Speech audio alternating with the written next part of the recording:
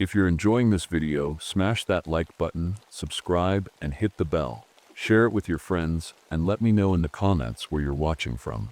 Every like and subscribe helps the channel grow.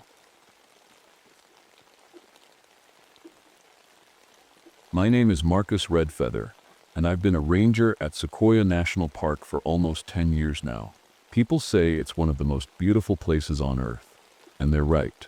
The ancient trees here are so tall they seem to touch the sky, their trunks so wide you could drive a car through them. It feels like walking through a cathedral made by nature itself. But lately something's been off. It started in the fall of 1991. The weather had turned strange, cold fronts, sweeping through the park, leaving frost on the sequoia trunks. That's not normal for this time of year. Even stranger were the sounds. When the temperature dropped, the forest seemed to hum, like it was alive in a way I couldn't explain. At first, I thought it was just the wind moving through the trees, but there was something deeper, something hollow, like the ground itself was breathing. I've always been a man of science. Before becoming a ranger, I studied geology. California's fault systems were my specialty. I know this land better than most people ever will. But I also grew up hearing stories from my family, Yokut and Miwok elders who talked about spirits and the earth and guardians of the forest. As a kid, I thought those stories were just myths. But now I'm not so sure.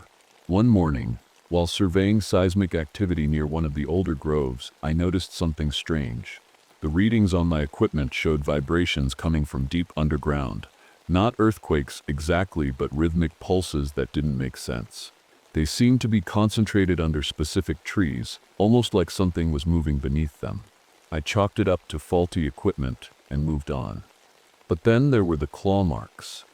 I was hiking through one of the less visited areas of the park when I saw them. Long, deep gouges carved into a sequoia trunk, about 200 feet above the ground. There was no way any animal could have reached that high, and there were no branches nearby to climb from.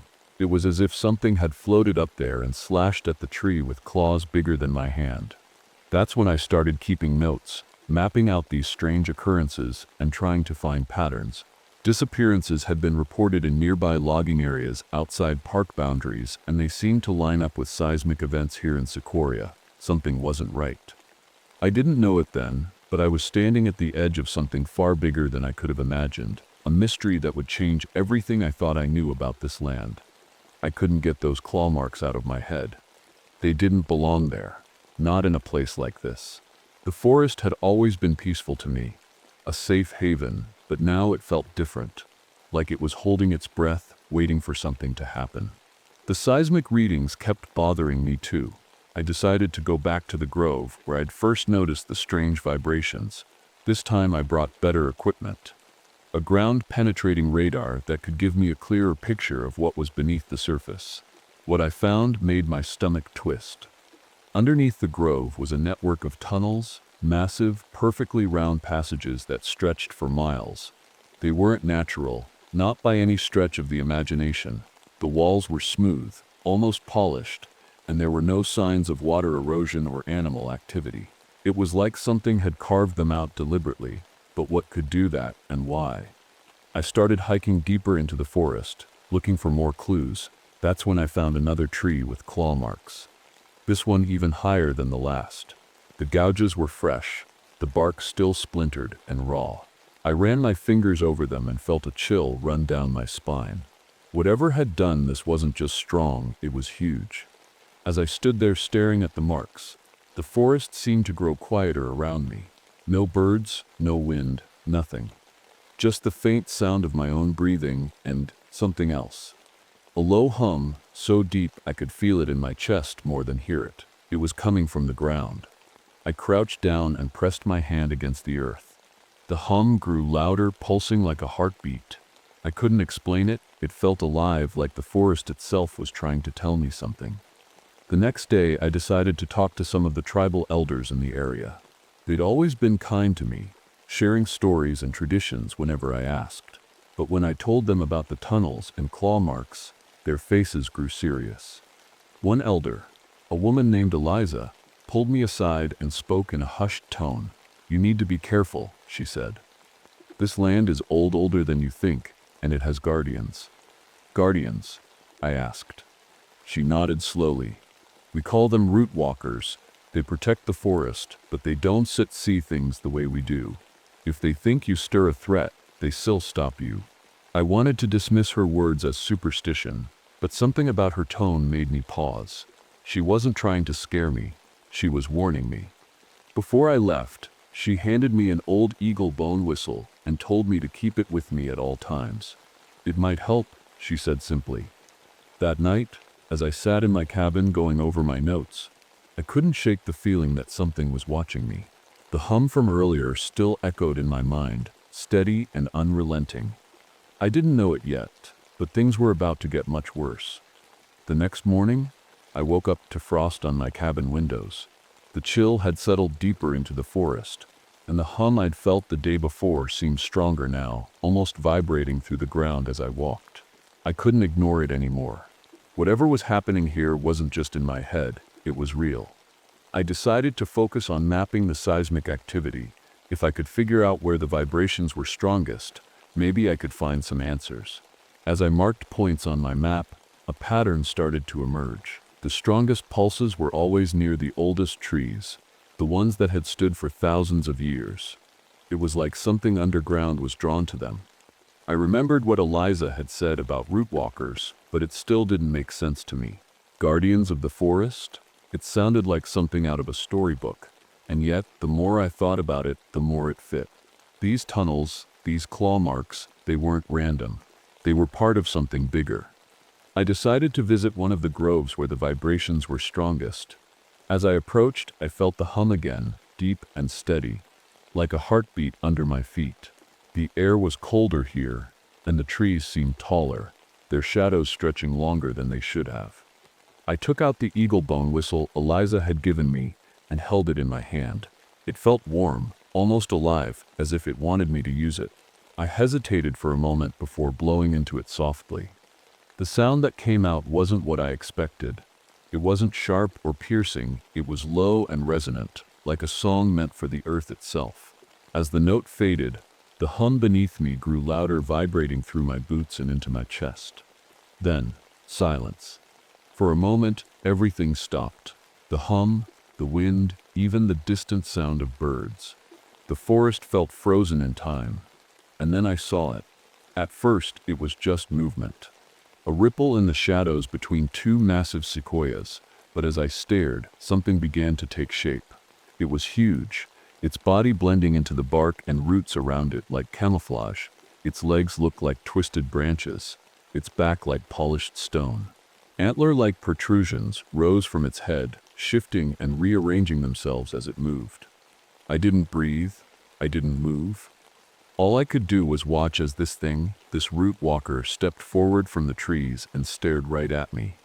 Its eyes weren't like anything I'd ever seen before. Dark and endless, like looking into a bottomless well. They didn't seem angry or aggressive, just aware. I gripped the whistle tightly in my hand but didn't blow it again. Somehow, I knew that making another sound might provoke it. The root walker stood there for what felt like an eternity before turning away and disappearing back into the shadows of the forest. It moved so smoothly, it was almost liquid, flowing between the trees until it vanished completely. I stayed there for a long time after it was gone, trying to process what I'd just seen. This wasn't just some animal or geological anomaly. It was something ancient and alive in a way I couldn't explain. When I finally made my way back to my cabin, my hands were shaking so badly I could barely write down what had happened. The claw marks, the tunnels, Eliza's warnings, they all made sense now. This wasn't just a forest, it was a territory, and something powerful was protecting it.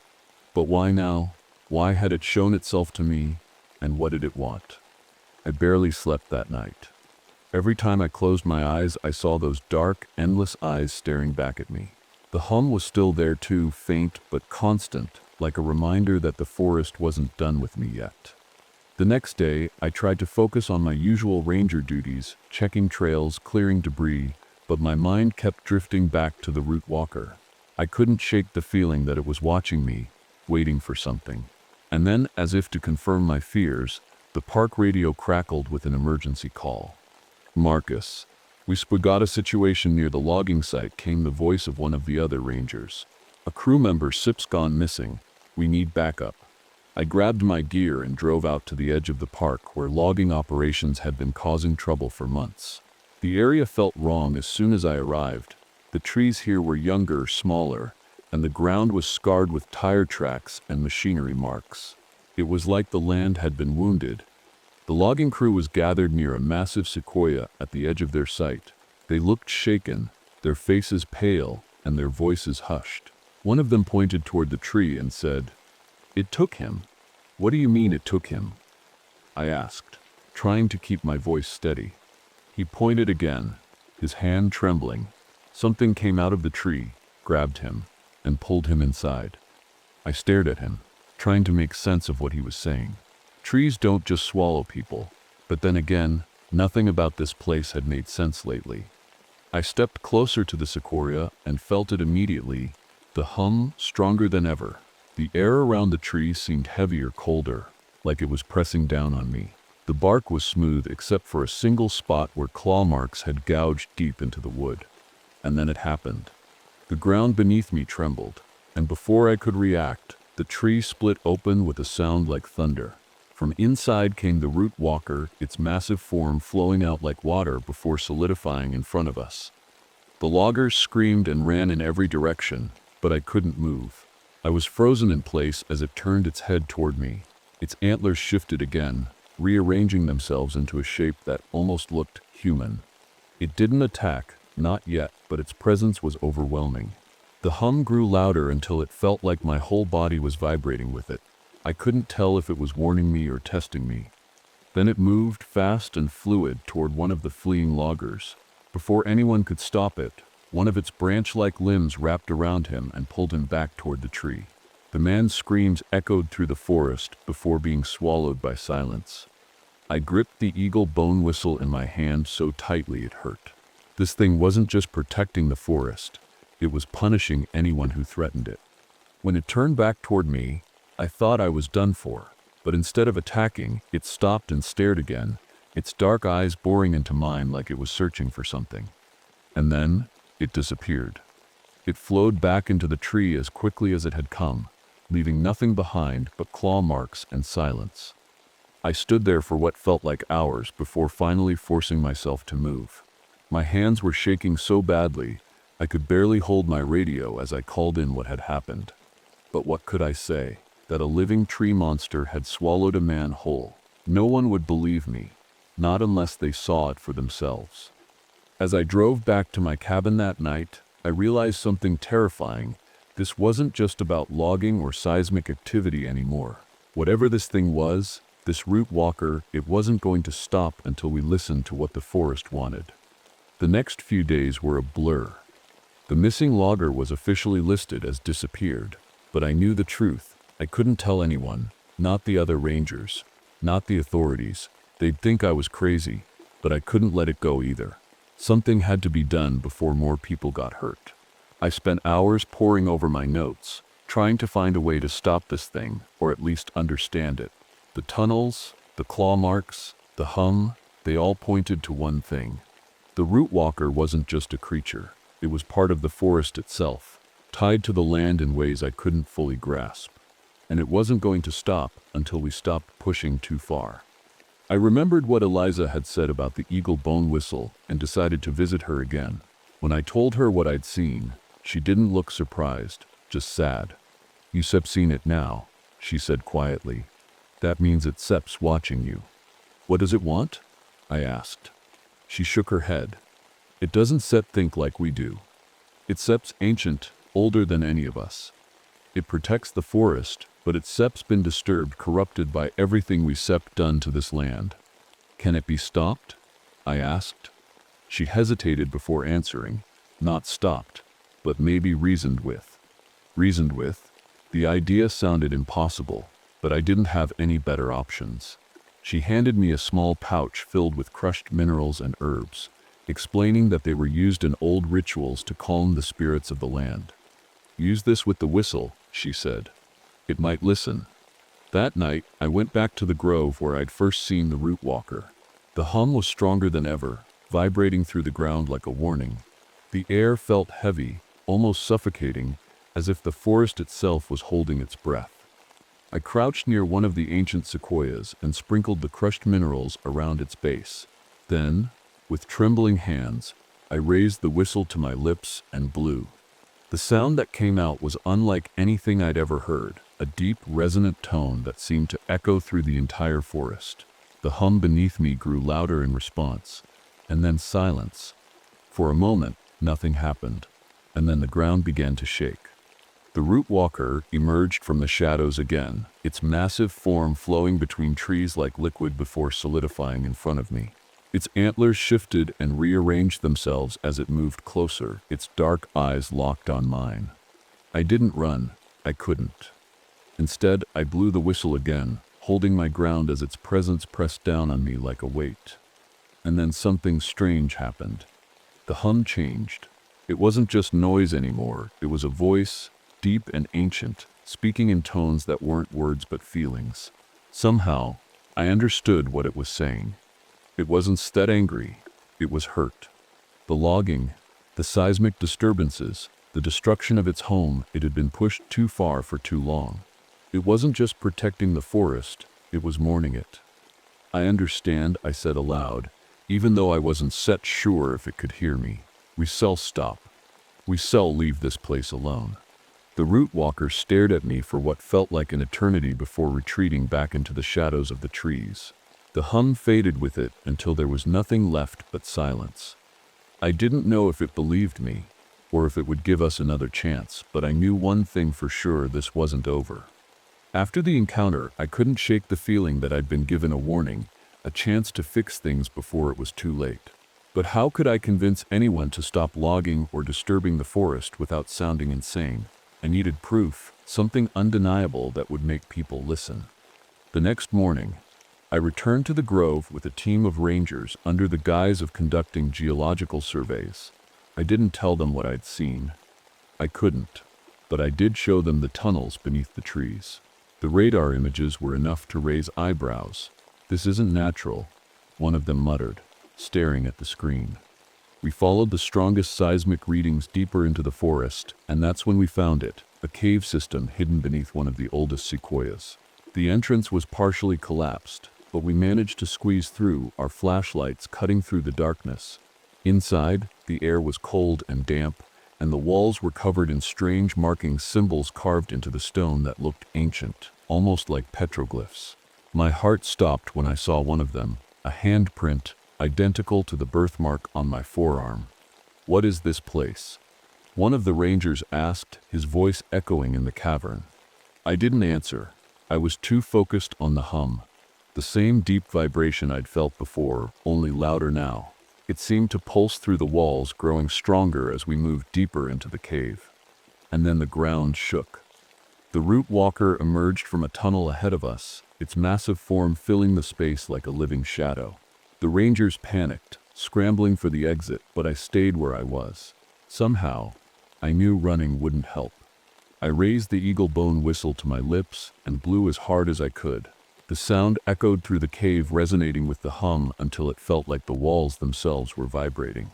The root walker stopped and turned toward me. Its antlers shifted again, forming shapes that looked almost like words, like it was trying to communicate. "I understand," I said again, my voice shaking. "We shall leave this place alone. We shall protect it." The hum changed again, softer now, almost like a sigh. The root walker stepped back into the shadows and disappeared into another tunnel. The ground stopped shaking, and silence filled the cave once more. When we emerged from the cave hours later, I knew what I had to do. Over the next few weeks, I worked tirelessly to convince park officials to designate certain areas as off-limits, untouched zones where no logging or development could occur. It wasn't easy, but with help from Eliza and other tribal elders, we made progress.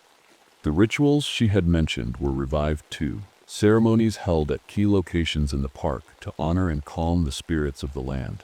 They were presented as cultural demonstrations for visitors, but served a much deeper purpose. As for me, my work wasn't done. Every few months, I conducted geological surveys in those untouched zones, not for science but for communication. The eagle bone whistle became my lifeline, a way to keep in touch with something far older and more powerful than any of us.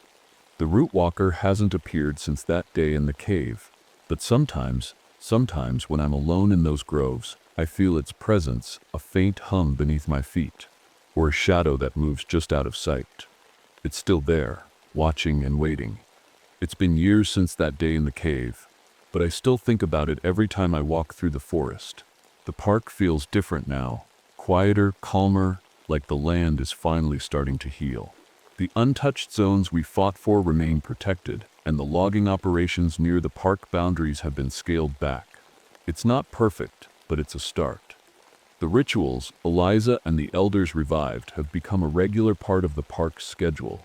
Tourists see them as cultural events, but those of us who know the truth understand their real purpose. They're not just ceremonies, they're promises. Promises to respect the land and keep it safe. As for me, I've changed too. Ever since that encounter, I've developed a strange sensitivity to seismic activity. I can feel vibrations in the ground before they show up on any equipment, and sometimes I know when an earthquake is coming days in advance. It's like the land is speaking to me now, in ways I never thought possible. I still carry the eagle bone whistle with me everywhere I go. It's become more than just a tool. It's a reminder of what happened and what's still out there. Every few months, I visit the untouched zones alone, blowing the whistle softly and waiting for a response.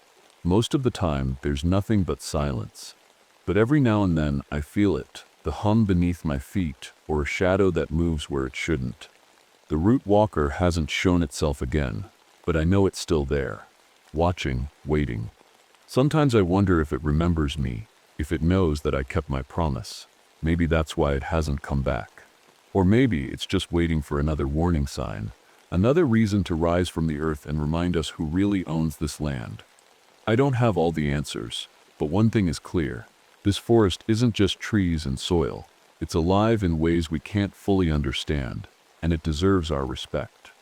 So if you ever find yourself walking through Sequoia National Park and feel a hum beneath your feet or see shadows moving where they shouldn't, stop and listen. The land might be trying to tell you something.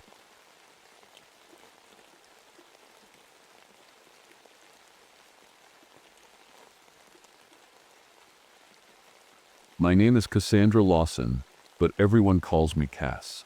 I'm a park ranger at Everglades National Park in Florida.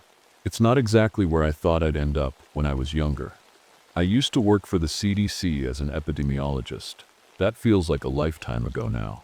I left that job after blowing the whistle on a corporate cover-up that nearly killed hundreds of people. Turns out, doing the right thing doesn't always make you popular. After that, I needed a fresh start somewhere far away from labs and suits, so I ended up here. The Everglades is a strange, beautiful place. It's not like anywhere else in the world. Miles of sawgrass prairies stretch out under the blazing sun, dotted with cypress swamps and mangroves. The air smells earthy, like wet soil mixed with salt water. It's peaceful most days, but there's always something lurking just beneath the surface. Alligators, snakes, or even invasive species that don't belong here. You learn quickly that nature isn't always kind. This summer has been brutal. The drought is worse than anything anyone remembers. The heat is so oppressive, it feels like it's pressing down on your chest, and mirages shimmer on the horizon like ghosts. Sometimes thunderstorms roll in out of nowhere, dumping rain for 5 minutes before vanishing as fast as they came. The park feels off lately.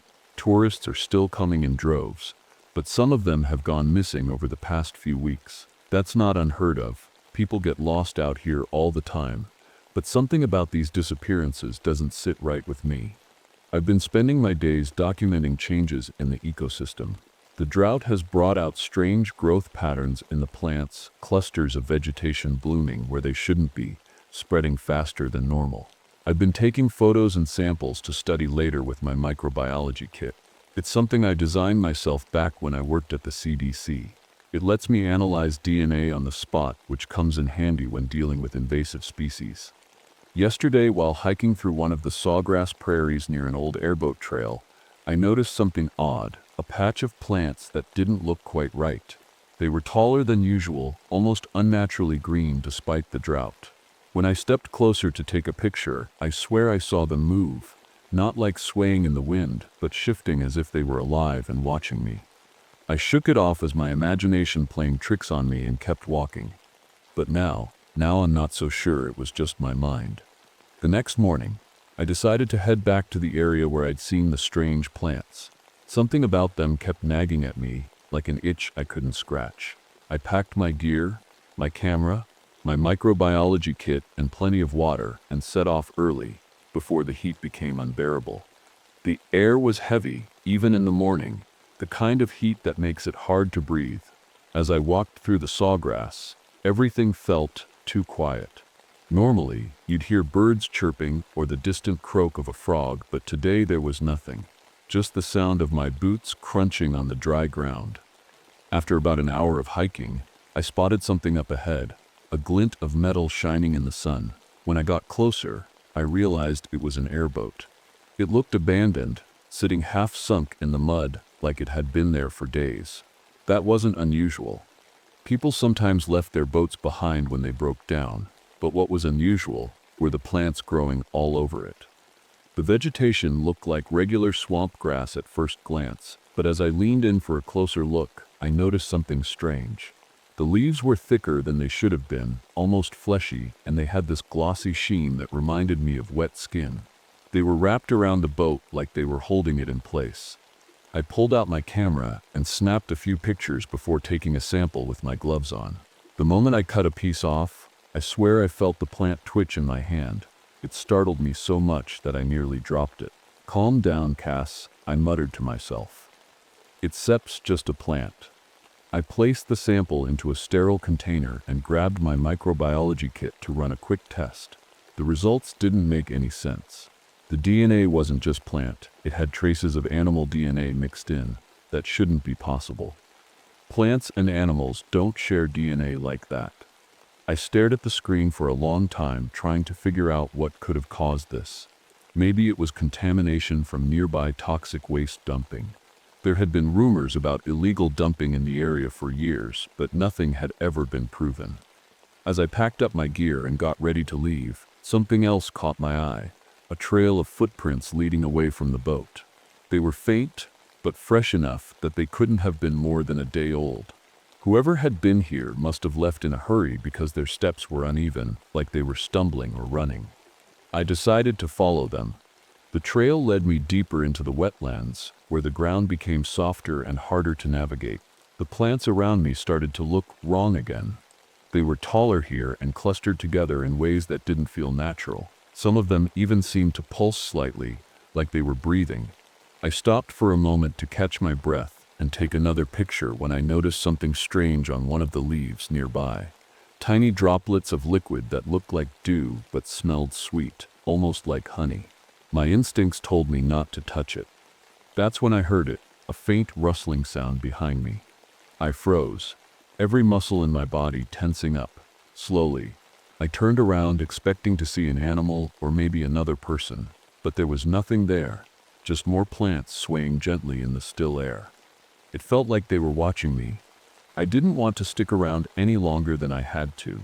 Something about the air felt wrong, heavy, like it was pressing down on me. The rustling sound hadn't stopped, but it wasn't coming from any one direction. It seemed to be everywhere, like the plants themselves were moving. I followed the footprints further into the wetlands, my heart pounding with every step. The trail led me to a clearing, surrounded by tall cypress trees. At first glance, it looked peaceful, almost too peaceful. The ground was covered in patches of that strange vegetation again, the kind with glossy leaves and pulsing stems. And then I saw it. In the middle of the clearing was a man, or at least what was left of him. He was lying face down in the mud, his body tangled in vines that seemed to grow straight out of him. His skin was pale and stretched tight, almost translucent, and his arms were wrapped in thick green tendrils that pulsed like veins. I froze, unable to move or even breathe. My brain couldn't process what I was seeing. It wasn't just that he was dead, it was how unnatural he looked, like he'd been absorbed into the plants. I forced myself to take a step closer, my hands shaking as I reached for my camera. I needed proof of this. whatever this was. As I raised the lens to my eye, the man's body twitched. I gasped and stumbled back, nearly dropping my camera. The vines around him tightened, pulling his body upright in a jerky motion. His head turned toward me, and for a split second, I saw his face, or what used to be his face. His features were distorted, half covered in plant matter that seemed to grow out of his skin. His eyes were gone, replaced by hollow sockets filled with green light. He opened his mouth as if to speak, but instead of words, a sickly sweet scent filled the air, the same honey-like smell I'd noticed earlier. My head started to spin, and for a moment, I felt calm, too calm. It was like every instinct telling me to run had been muted. But then I remembered the spores. The sweet smell wasn't natural. It was some kind of pheromone meant to disarm me. I held my breath and stumbled backward, trying to get away from him, or it. The vines around his body began to unravel, reaching toward me like fingers. I turned and ran as fast as I could, crashing through the sawgrass without looking back. My boots sank into the mud with every step, slowing me down as the rustling sound grew louder behind me. It wasn't just coming from him anymore, it was coming from everywhere. The plants were moving. I didn't stop until I reached higher ground near one of the park's observation towers. My chest burned from running, and my hands shook as I grabbed my radio to call for help. But when I pressed the button, all I heard was static. "Come on," I whispered desperately, trying again and again. The radio stayed silent. That's when I noticed something on my arm. A small red patch just above my wrist where some of the spores must have landed earlier. It itched like crazy, and when I pulled off my glove to get a better look, I saw tiny green threads spreading under my skin. I stared at my arm, my breath caught in my throat. The green threads looked like veins, but they weren't mine. They were spreading just beneath the surface of my skin, slow but steady. I felt a wave of panic rising in my chest, but I forced myself to stay calm. Freaking out wouldn't help me now. I needed to figure out what was happening to me, to the plants, to everything. I climbed the observation tower to get away from the ground, hoping it would give me a moment to think. From up there, I could see the vast expanse of the Everglades stretching out in every direction. Normally it was beautiful, a sea of green under the wide open sky, but today something felt different. The patches of strange vegetation weren't just scattered here and there, they were everywhere, spreading like a web across the landscape. I pulled out my microbiology kit and swabbed the patch on my arm, desperate for answers. The results came back almost instantly, and they made my stomach drop. The DNA wasn't just plant, it was a mix of plant and human. Somehow, the spores were merging with my cells, changing me from the inside out. I leaned against the railing, trying to steady myself. My mind raced with questions I couldn't answer. What was this thing? Where had it come from? And how far had it already spread? Then I remembered something I'd read in an old park report years ago. Something about certain areas of the Everglades that local indigenous tribes avoided during droughts. They called them hungry grounds. At the time, I thought it was just folklore, stories meant to scare people away from dangerous parts of the swamp. But now I wasn't so sure. I needed more information. There was an old Seminole guide named Joseph who worked with the Park Service sometimes. He knew these wetlands better than anyone else and might have answers about what I was dealing with. If anyone could help me understand this nightmare, it was him. But first, I had to get back to the ranger station.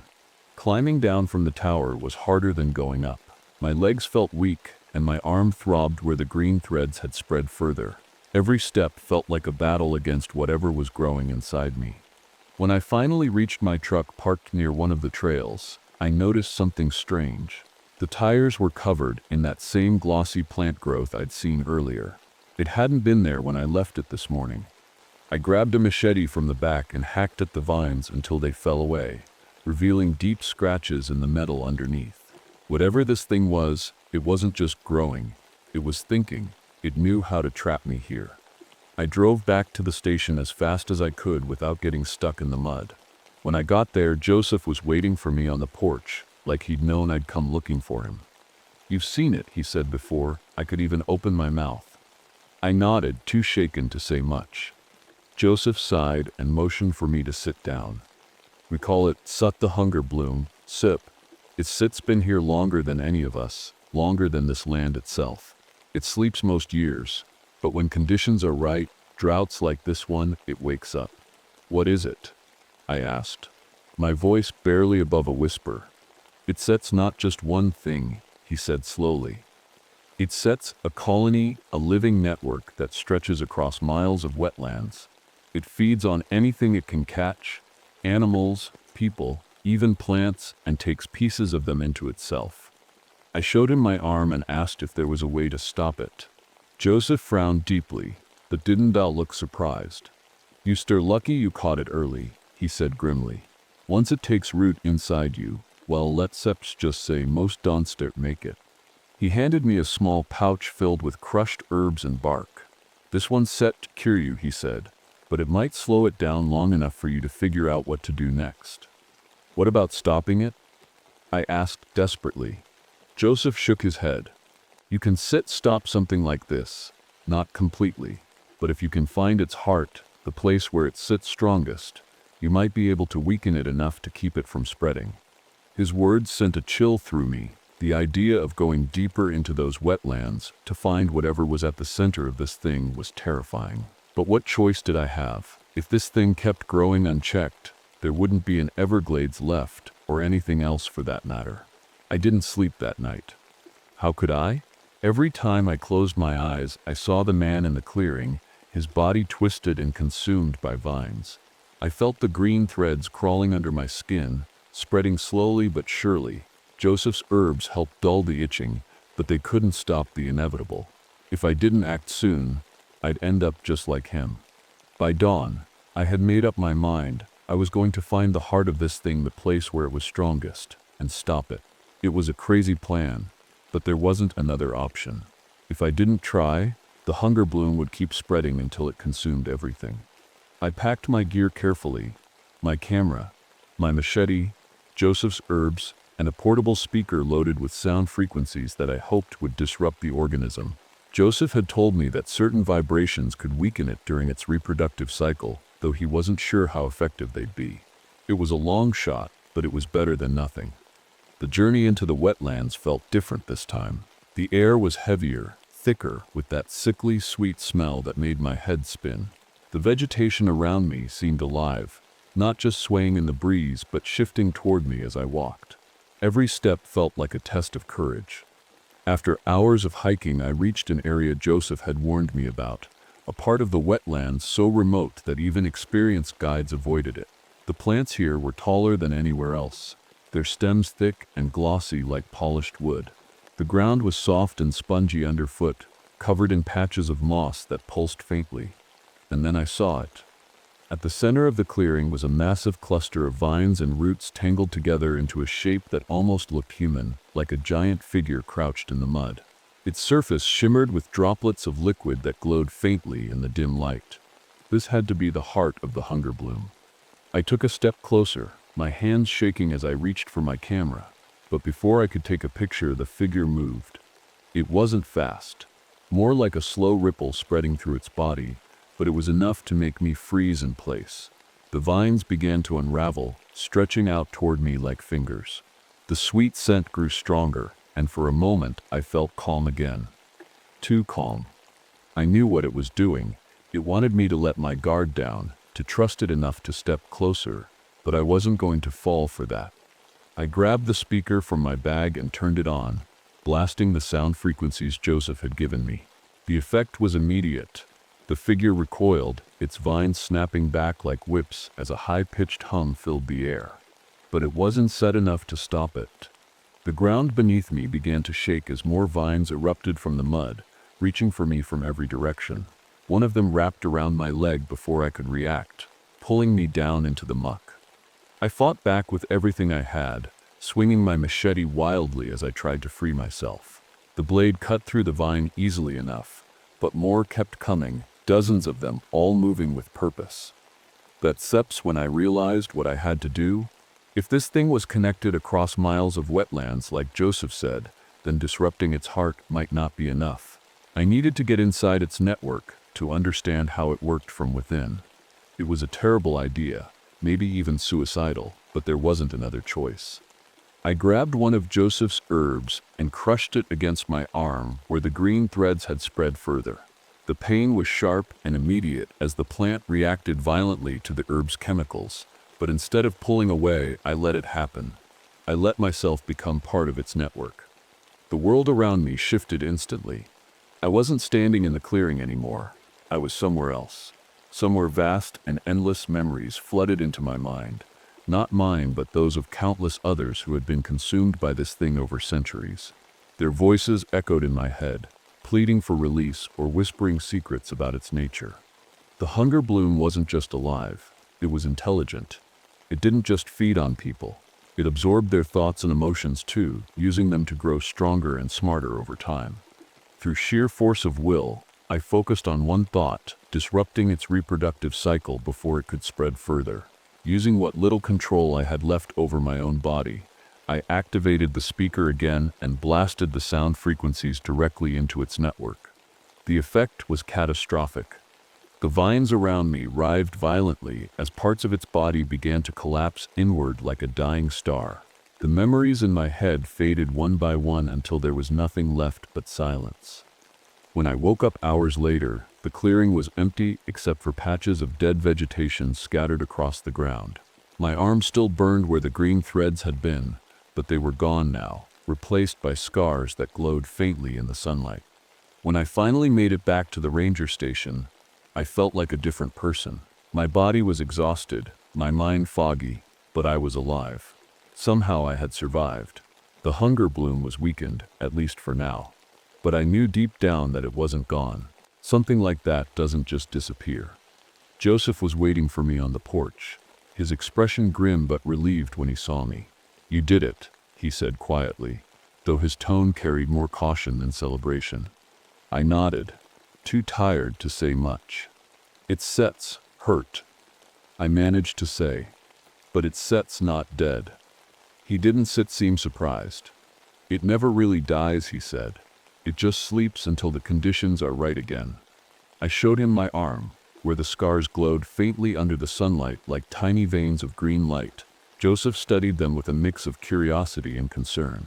"Your scepter connected to it now," he said. "Not fully, but enough to sense it." I didn't know what that meant, or how I felt about it. All I knew was that I couldn't let this thing spread again, not here, not anywhere.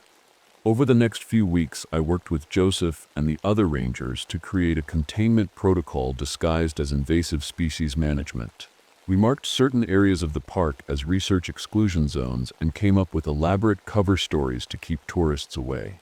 Joseph helped us map the bloom cycles based on indigenous knowledge, and we started monitoring the wetlands more closely than ever before. I also began training other rangers on how to recognize biological anomalies, subtle signs that something wasn't right in the ecosystem. It wasn't easy convincing them at first. Most thought I was overreacting or chasing ghosts. But after showing them my scars and the photos I'd taken in the clearing, they started to take me seriously. My blood samples became the basis for new medical research into symbiotic treatments, ways to use plant-based organisms to heal rather than harm. It felt strange knowing that something so deadly could also hold the potential for life-saving discoveries. But even with all our precautions, I couldn't shake the feeling that we were only delaying the inevitable. Every time I visited one of the exclusion zones, I saw subtle signs of regrowth, tiny patches of vegetation that looked too glossy, too alive. One evening, as I walked through one of those areas alone, I felt a faint tug in my mind, a whisper from something deep underground. It wasn't threatening or angry. It was just there watching, waiting. I stopped and stared at the plants around me, their leaves swaying gently in the breeze like nothing had ever happened.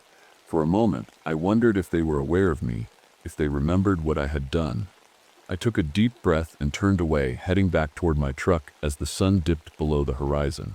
The Everglades looked peaceful again under the fading light, but I knew better now. Nature isn't set always kind.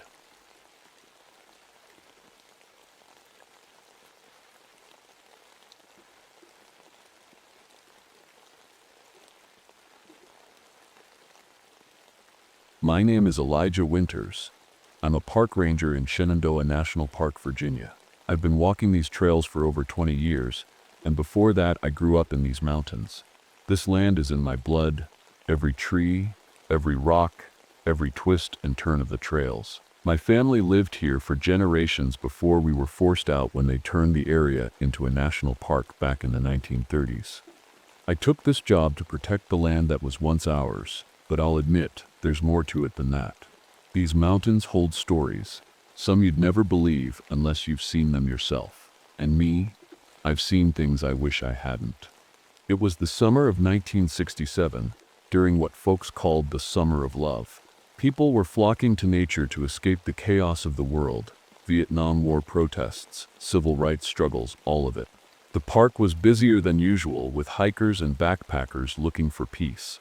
But that summer wasn't peaceful. Not for me. The first sign that something was wrong came with the fog. Now, fog isn't unusual in these mountains, but this was different. It would roll in thick and heavy, even on warm, sunny days when there was no reason for it. It didn't move like normal fog either. It clung to certain parts of the trail like it had a mind of its own. One morning, I was out on my routine trail check. The forest was alive with birdsong and the rustle of leaves in the breeze, a typical summer day in Shenandoah. But as I climbed higher into the hills, the air changed. The birds stopped singing. The wind died down. It was so quiet I could hear my own heartbeat pounding in my ears. Then I saw it, a trail marker that had been moved. It wasn't where it should have been, and I knew these trails like the back of my hand. Someone or something had shifted it overnight.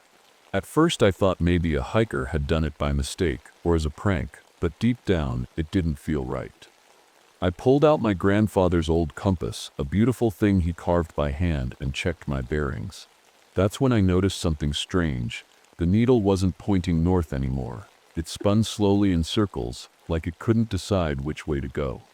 I stood there for a long moment, staring at that spinning needle and listening to the silence around me. The fog began creeping in again, swallowing up the trees ahead until they looked like shadows in a dream. Something about that moment sent a chill down my spine, a feeling I hadn't had since Vietnam when danger was close but unseen. I shook it off and told myself it was just bad weather or maybe a faulty compass. But deep down, I knew better. The next day started out like any other. I was back on the trail checking markers and clearing debris. It was a warm summer morning, the kind that made you feel lucky to be alive. The fog from the day before had lifted, and everything seemed normal again. But that feeling didn't last long. Around noon, I ran into a group of backpackers, young folks, probably in their early 20s. They were dressed like hippies, with colorful shirts and beads hanging around their necks. They told me they were heading deeper into the park to camp for a few nights. I warned them about staying on the marked trails and keeping an eye on the weather. They laughed it off, saying they'd hiked all over the country and knew what they were doing. I watched them walk away, their laughter fading into the trees. Something about them stuck with me, not because they were careless, but because I had this nagging feeling in my gut that I couldn't shake. It wasn't the first time I'd felt that way out here, but it was stronger than usual. The next morning, I got a call from the ranger station. The hippie group hadn't checked in like they were supposed to. Their friends back at the parking lot were worried. They said they should have been back by now. I grabbed my gear and headed out to search for them. The trails were quiet as I walked, but not in a peaceful way. It was that same unnatural silence I'd felt before, the kind that makes you feel like you're being watched. After hours of searching, I found their campsite deep in the woods. Their tents were still set up, and their gear was scattered around like they'd just stepped away for a moment. There was even a pot of stew sitting on the campfire ring, half cooked and cold. But there were no people. I called out for them, my voice echoing through the trees. "Hello? Anyone here?" No answer. Just silence. That's when I noticed something strange near the edge of their campsite, footprints in the dirt. At first glance, they looked normal, like someone had walked away from camp. But when I looked closer, my stomach dropped. The footprints were facing backward. It was like whoever made them had been walking forward, but somehow left prints pointing the other way. I followed them for a while, hoping they'd lead me to the missing hikers, but they didn't make sense. They circled back toward the camp and then disappeared entirely into the underbrush. I stood there staring at those impossible prints for what felt like forever. My grandfather used to tell stories about things like this, about people who got lost in these mountains and never came back because something was leading them astray. I didn't believe him back then, but now I wasn't so sure. I marked the spot on my map and headed back to report what I'd found. As I walked away from that empty campsite, I couldn't shake the feeling that something or someone was watching me from the fog creeping through the trees. After reporting the missing hikers, I couldn't get their campsite or those footprints out of my head. Something about it didn't sit right with me. I'd seen plenty of people get lost in these woods over the years, but this was different. It wasn't just bad luck or poor navigation, it felt wrong. The next day, I decided to dig deeper. I started by asking around town, talking to some of the older folks who'd lived here before the park was established. Most of them didn't trust the government or the rangers, but they knew me well enough to share a few stories. I sat down with Mrs. Hensley, an 82-year-old woman who used to live in one of the mountain communities that were displaced in the 1930s. Her memory was sharp as a knife, and she didn't hold back. "You ever heard of Ranger Crawford?" she asked, her voice low like she didn't want anyone else to hear. I shook my head. "No, Ma Stum." She leaned closer, her wrinkled hands gripping her teacup tightly. "He was one of the first rangers here when they kicked us off our land. Mean man, that Crawford. Didn't care about us or our homes, just did what he was told. Folks said he got lost one night while patrolling the trails during a storm. Never found his way back." I frowned. "What happened to him?" Mrs. Hensley Sipp's eyes narrowed, and her voice dropped to a whisper. "Some say he died out there in the fog, but others say he didn't die at all. They say he stayed in those woods, angry and twisted up inside from what he sipped done to us." She paused for a long moment before adding, "My daddy used to call him Set the man who walks backward. Set said you could tell he was near if your compass stopped working or you saw footprints facing the wrong way." Her words hit me like a punch to the gut. The footprints at the campsite, the spinning compass, it all lined up too well. I thanked Mrs. Hensley and left her house feeling uneasy. If what she said was true, then Ranger Crawford wasn't just some old ghost story, he was real. That night, I went through old park records at the ranger station, looking for anything about Crawford or strange disappearances over the years. What I found sent chills down my spine. Every 7 years, hikers had gone missing in the same section of trails where I'd found those footprints. The reports were always similar: fog rolling in unexpectedly, compasses failing, and groups getting separated even though they swore they stayed together. I flipped through pages of maps and notes until I noticed something else. All the disappearances formed a pattern, a spiral shape that centered on one specific area deep in the woods. It was the same spot where I'd found those backward footprints. The fog rolled in again the next morning, thicker than I'd ever seen. It clung to the trees like a living thing, wrapping around branches and swallowing the trail ahead. I was heading toward the spot marked on my map, the center of the spiral where all those disappearances seemed to lead. I didn't want to go alone, but there wasn't anyone else to ask. Most of the other rangers were busy with routine patrols, and I wasn't about to explain what I'd found, not yet. They'd think I was crazy. As I walked deeper into the woods, the air grew colder, even though it was midsummer. My breath came out in little clouds, and the silence was back, the kind that made everything feel wrong. No birds, no rustling leaves, just the sound of my boots crunching on the dirt trail. I checked my compass again, hoping it would steady itself this time, but no luck. The needle spun wildly, refusing to settle on north. The trail markers started to look strange too. Some were missing entirely, while others had been moved to places that didn't make sense, like they were trying to lead me somewhere I didn't want to go. Then I saw it. At first, I thought it was just a shadow in the fog, a tall figure standing perfectly still between two trees. But as I got closer, it didn't disappear like shadows usually do. It stayed there, unmoving but watching me. I froze in place, my heart pounding so hard I thought it might burst out of my chest. The figure stepped forward slowly, its movements unnatural, like a puppet being pulled by invisible strings. It was wearing an old ranger uniform, but it was torn and faded with age. The hat sat crooked on its head, and its limbs bent backward at the joints as it walked toward me. Its face, I can barely describe it, pale and gaunt with hollow eyes that seemed to glow faintly in the fog. I wanted to run, but my legs wouldn't move. It felt like the forest itself was holding me in place. The figure stopped a few yards away and tilted its head, slowly and possibly, until its neck twisted all the way around. Then it spoke. Not with words exactly, but with voices, familiar ones. My grandfather's voice came first, soft and calm like he used to sound when telling me bedtime stories as a kid. "Elijah," it said in his tone, "you shouldn't be here." Then came another voice, a young woman's voice I didn't recognize but knew instinctively belonged to one of the missing hikers. "Help us," she whispered through the fog. I stumbled backward, finally breaking free from whatever had been holding me still. The figure didn't follow, it just stood there watching as I turned and ran blindly down the trail. But no matter how far I ran or how fast, I kept seeing the same tree over and over, a lightning-struck oak with twisted branches that looked like claws reaching for the sky. It didn't make sense. I should have been miles away by now, but somehow I kept ending up back at that same spot. I don't know how long I kept walking, but it felt like hours. Every step I took seemed to pull me deeper into the fog, and no matter which direction I turned, I kept ending up back at that same lightning-struck oak tree. It was impossible, like the forest itself was playing tricks on me. I stopped to catch my breath, leaning against a tree. My legs were shaking, and my heart felt like it was about to pound out of my chest. That's when I heard it, the sound of footsteps. They weren't mine.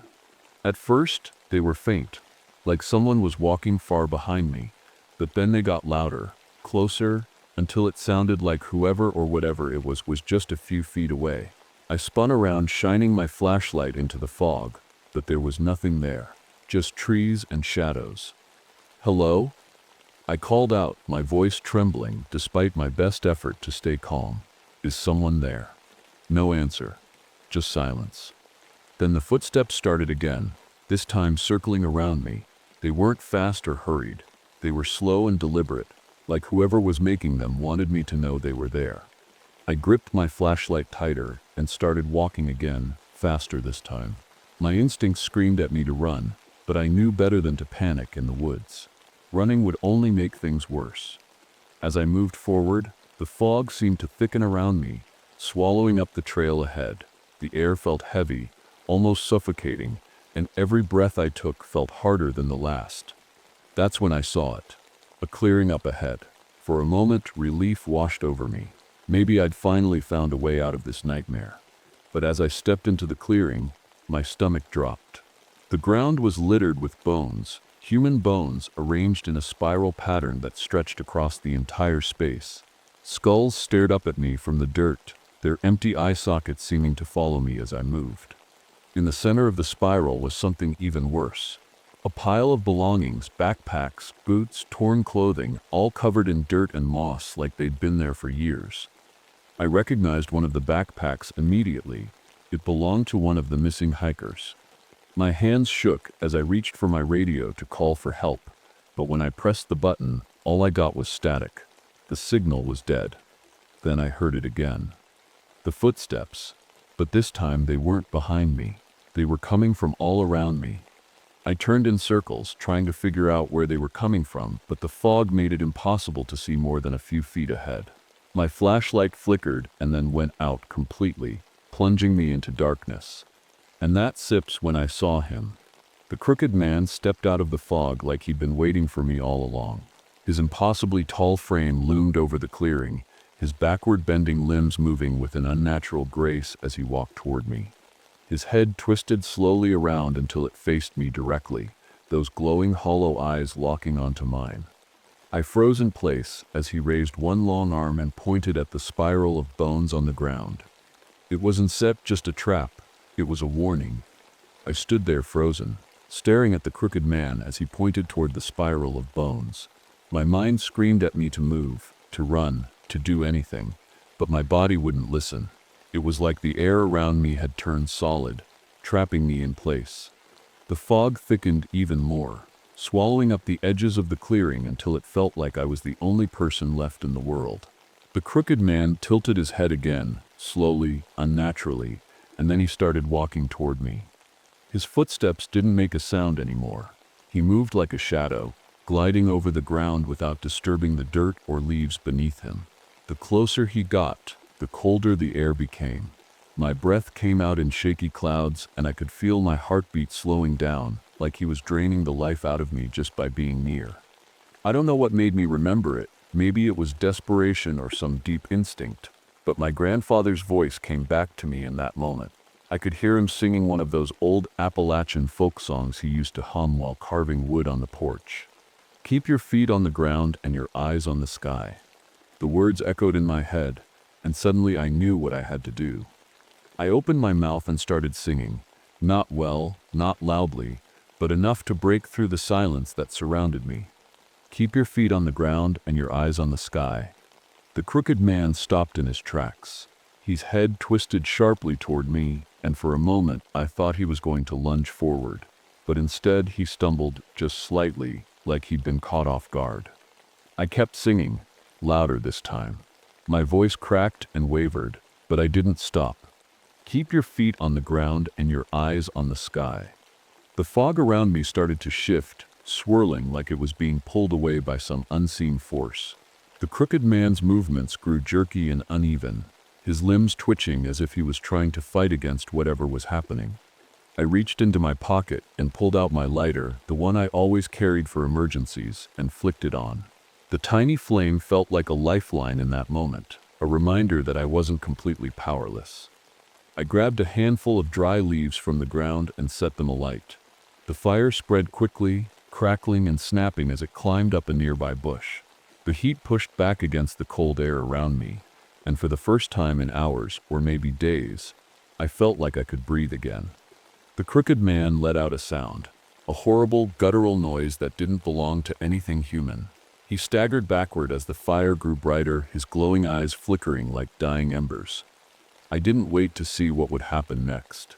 I turned and ran as fast as I could, tearing through the fog and back onto the trail. Behind me, I could hear the crackling of flames mixed with that awful sound, the sound of something angry and defeated.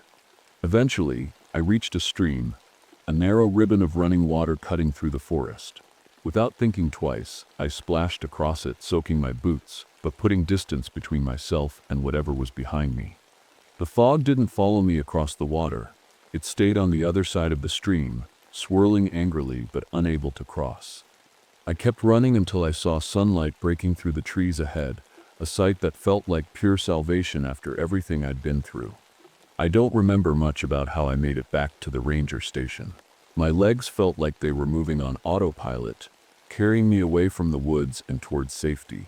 When I finally stumbled inside, the other rangers looked at me like I'd seen a ghost, and maybe I had. I told them about the missing hikers and the fire. I'd started to signal for help. I didn't mention the crooked man or the spiral of bones. They wouldn't have believed me anyway. The official report blamed the fire on a lightning strike, and when search teams went out to investigate, they found the hikers' remains scattered in the woods. The authorities called it a tragic accident, a case of inexperienced campers getting lost and succumbing to the elements. But I knew better. After that summer, something changed in me. I couldn't trust my instincts anymore. Not after what happened out there. My compass never worked right again, and even with maps and GPS, I struggled to navigate trails I'd known my whole life. It was like the land itself had turned against me. I tried to warn people, other rangers, hikers, anyone who would listen, but most of them just laughed it off as superstition. Still, a few locals took me seriously. They started passing down rules for hiking in Shenandoah. Never hike in fog, always carry running water, and sing if you feel lost. Every 7th summer, strange things keep happening. Equipment failures, trail markers disappearing overnight, and hikers reporting disorientation, even on well-marked paths. The Park Service rerouted some trails after that summer, but they never gave an official reason why. As for me, I stayed on as a ranger for a few more years before retiring early. The mountains were my home once, But after that summer, they felt like a stranger, a place I couldn't trust anymore. Sometimes I still hear my grandfather's voice in my dreams, singing that old folk song. And sometimes, when the fog rolls in thick and heavy outside my window, I wonder if he was trying to warn me all along. The crooked man is still out there. I'm sure of it. He's waiting for his next victim, twisting trails and bending time until they're hopelessly lost. And if you ever find yourself hiking in Shenandoah National Park and see footprints facing the wrong way, turn around. Don't follow them. Because once he finds you, there's no way out.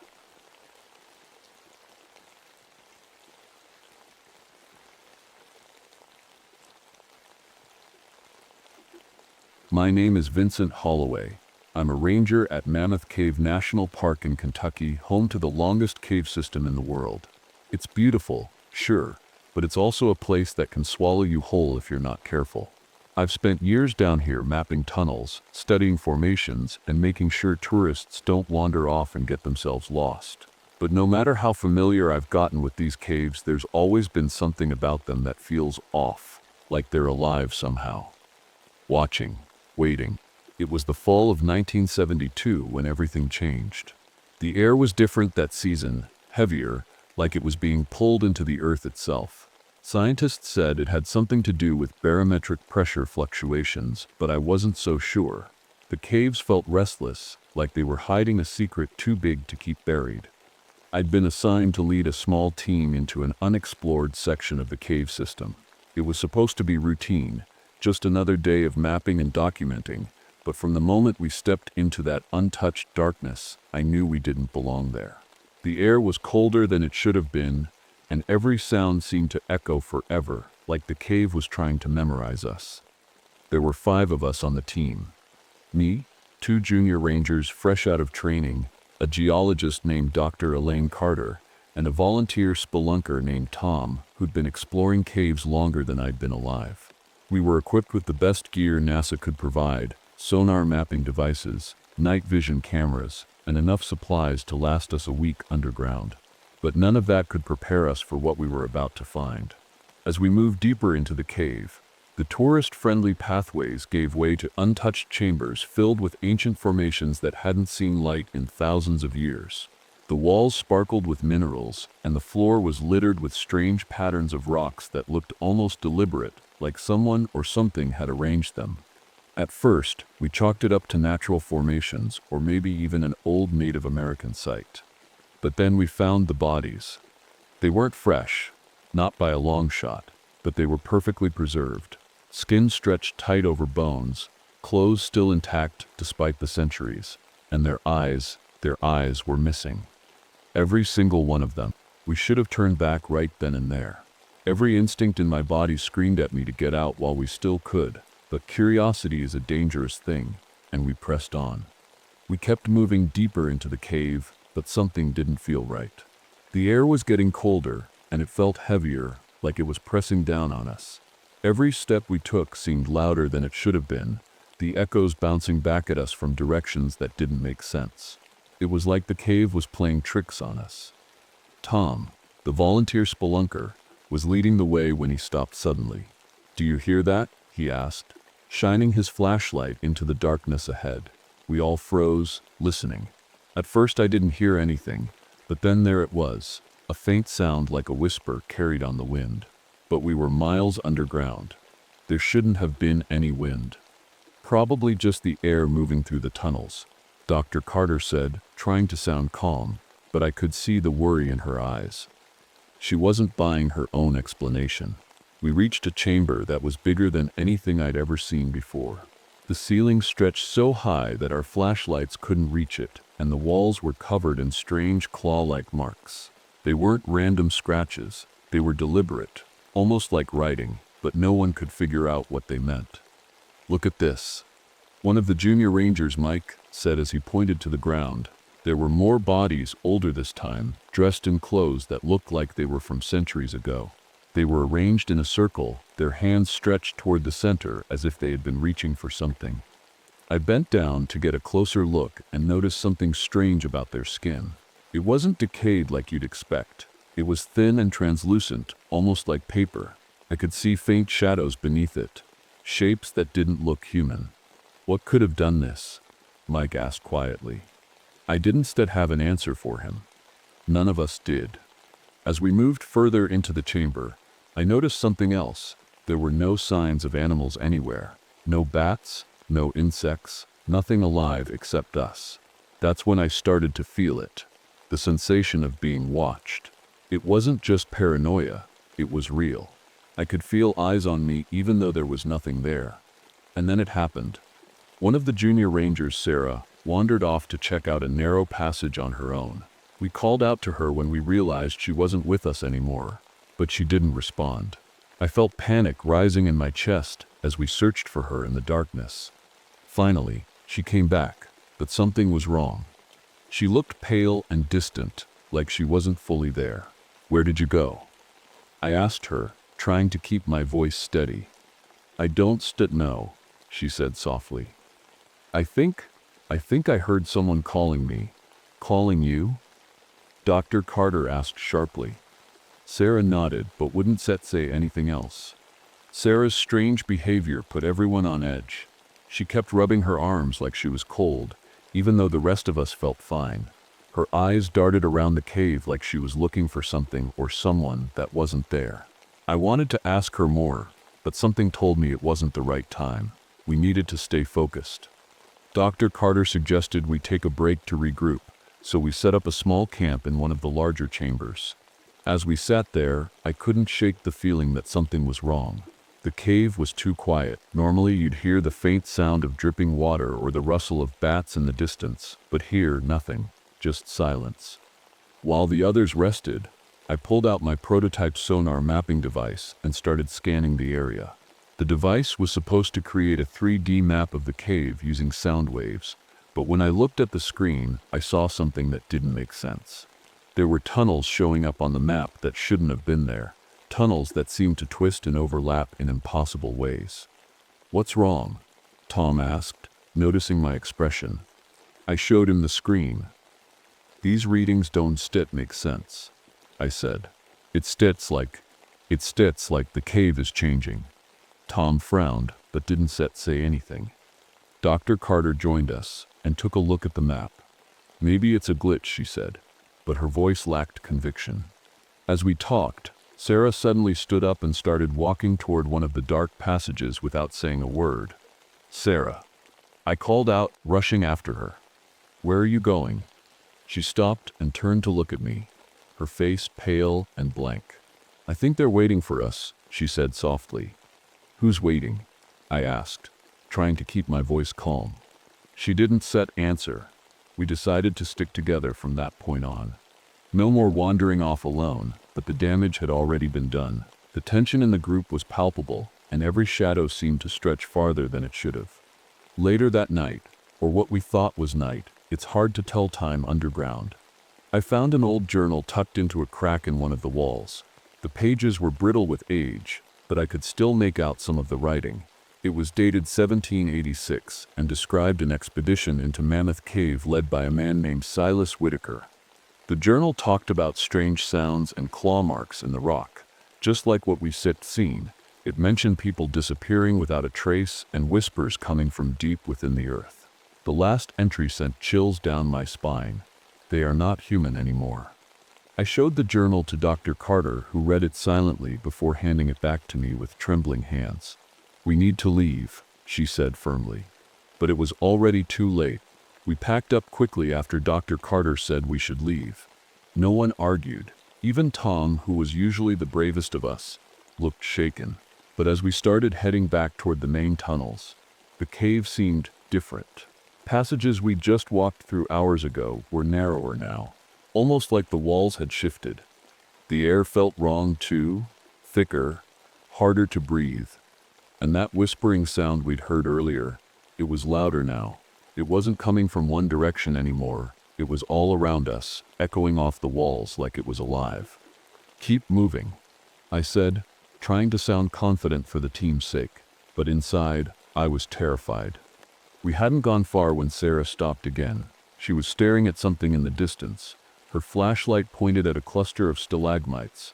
At first, I didn't see anything unusual, but then one of the stalagmites moved. It wasn't instead a rock, it was something alive. "Run," I shouted, pulling Sarah back as the thing began to unfold itself. Its skin was thin and pale, almost translucent, and its long fingers scraped against the ground as it stood up. It didn't have eyes, just smooth skin where its face should have been, but it turned toward us like it could see anyway. The others froze in place, too shocked to move. "Go," I yelled again, shoving them forward. We ran blindly through the tunnels, our flashlights bouncing off the walls as we tried to find our way out. But they were everywhere. More of them emerged from the shadows, creatures that had been perfectly still moments ago, blending into the rock formations like they were part of the cave itself. They moved silently, except for a faint clicking sound that echoed in the air. Their oversized ears twitched as if they were listening to us. One of them reached for Tom with its long fingers, but he swung his flashlight at it and managed to knock it back. "Keep moving," he shouted. We stumbled into a smaller chamber and blocked the entrance with rocks as best we could. My heart was pounding so hard I thought it might explode. "What are those things?" Mike asked, his voice shaking. "I don't know," I admitted, "but they said not human." Dr. Carter was staring at her sonar equipment, her face pale. "They sip everywhere," she whispered. "They sip in the walls." I didn't want to believe her, but deep down I knew she was right. The creatures weren't just living in the caves, they were the caves. As we tried to catch our breath, Sarah started mumbling to herself again. "They sipped are hungry," she said softly. "They need us." "What are you talking about?" I asked her. She looked at me with tears in her eyes. "They want what sips inside us." Before I could ask what she meant, we heard movement outside, the faint sound of claws scraping against stone. They were coming for us. The scraping sounds grew louder, closer. It was like they were testing the rocks we'd piled up, figuring out how to get through. I could feel the panic rising in the group, but I knew if we lost control, we wouldn't make it out alive. "We need to move," I said, trying to keep my voice steady. "If we stay here, they'll trap us." "But where do we go?" Mike asked, his flashlight shaking in his hand. "They star everywhere." I didn't have an answer. The sonar map was useless now. It showed tunnels that didn't exist and blank spaces where passages should have been. It was like the cave itself was working against us. Then Dr. Carter spoke up. "Sound," she said suddenly. "They stir using sound to communicate or to hunt us." "What do you mean?" I asked. She pointed to her equipment. "The clicking noises, they stir subsonic frequencies, they stir messing with our heads, making us disoriented." I remembered the strange whispers we'd been hearing and the way Sarah had wandered off earlier. It made sense. The creatures weren't just hunting us, they were playing with us. "Can we stop it?" Tom asked. Dr. Carter hesitated, then nodded slowly. "Maybe, if we can create a sound barrier, something loud enough to disrupt their frequencies, it might keep them away." I thought about the NASA equipment we brought with us, including a portable sound generator designed for testing cave acoustics. It wasn't meant for defense, but it was our best shot. "Let's do it," I said.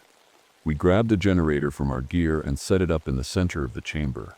Dr. Carter adjusted the settings while Tom and I kept watch at the entrance, our flashlights trained on the darkness outside. The clicking sound stopped suddenly, and for a moment, everything was silent.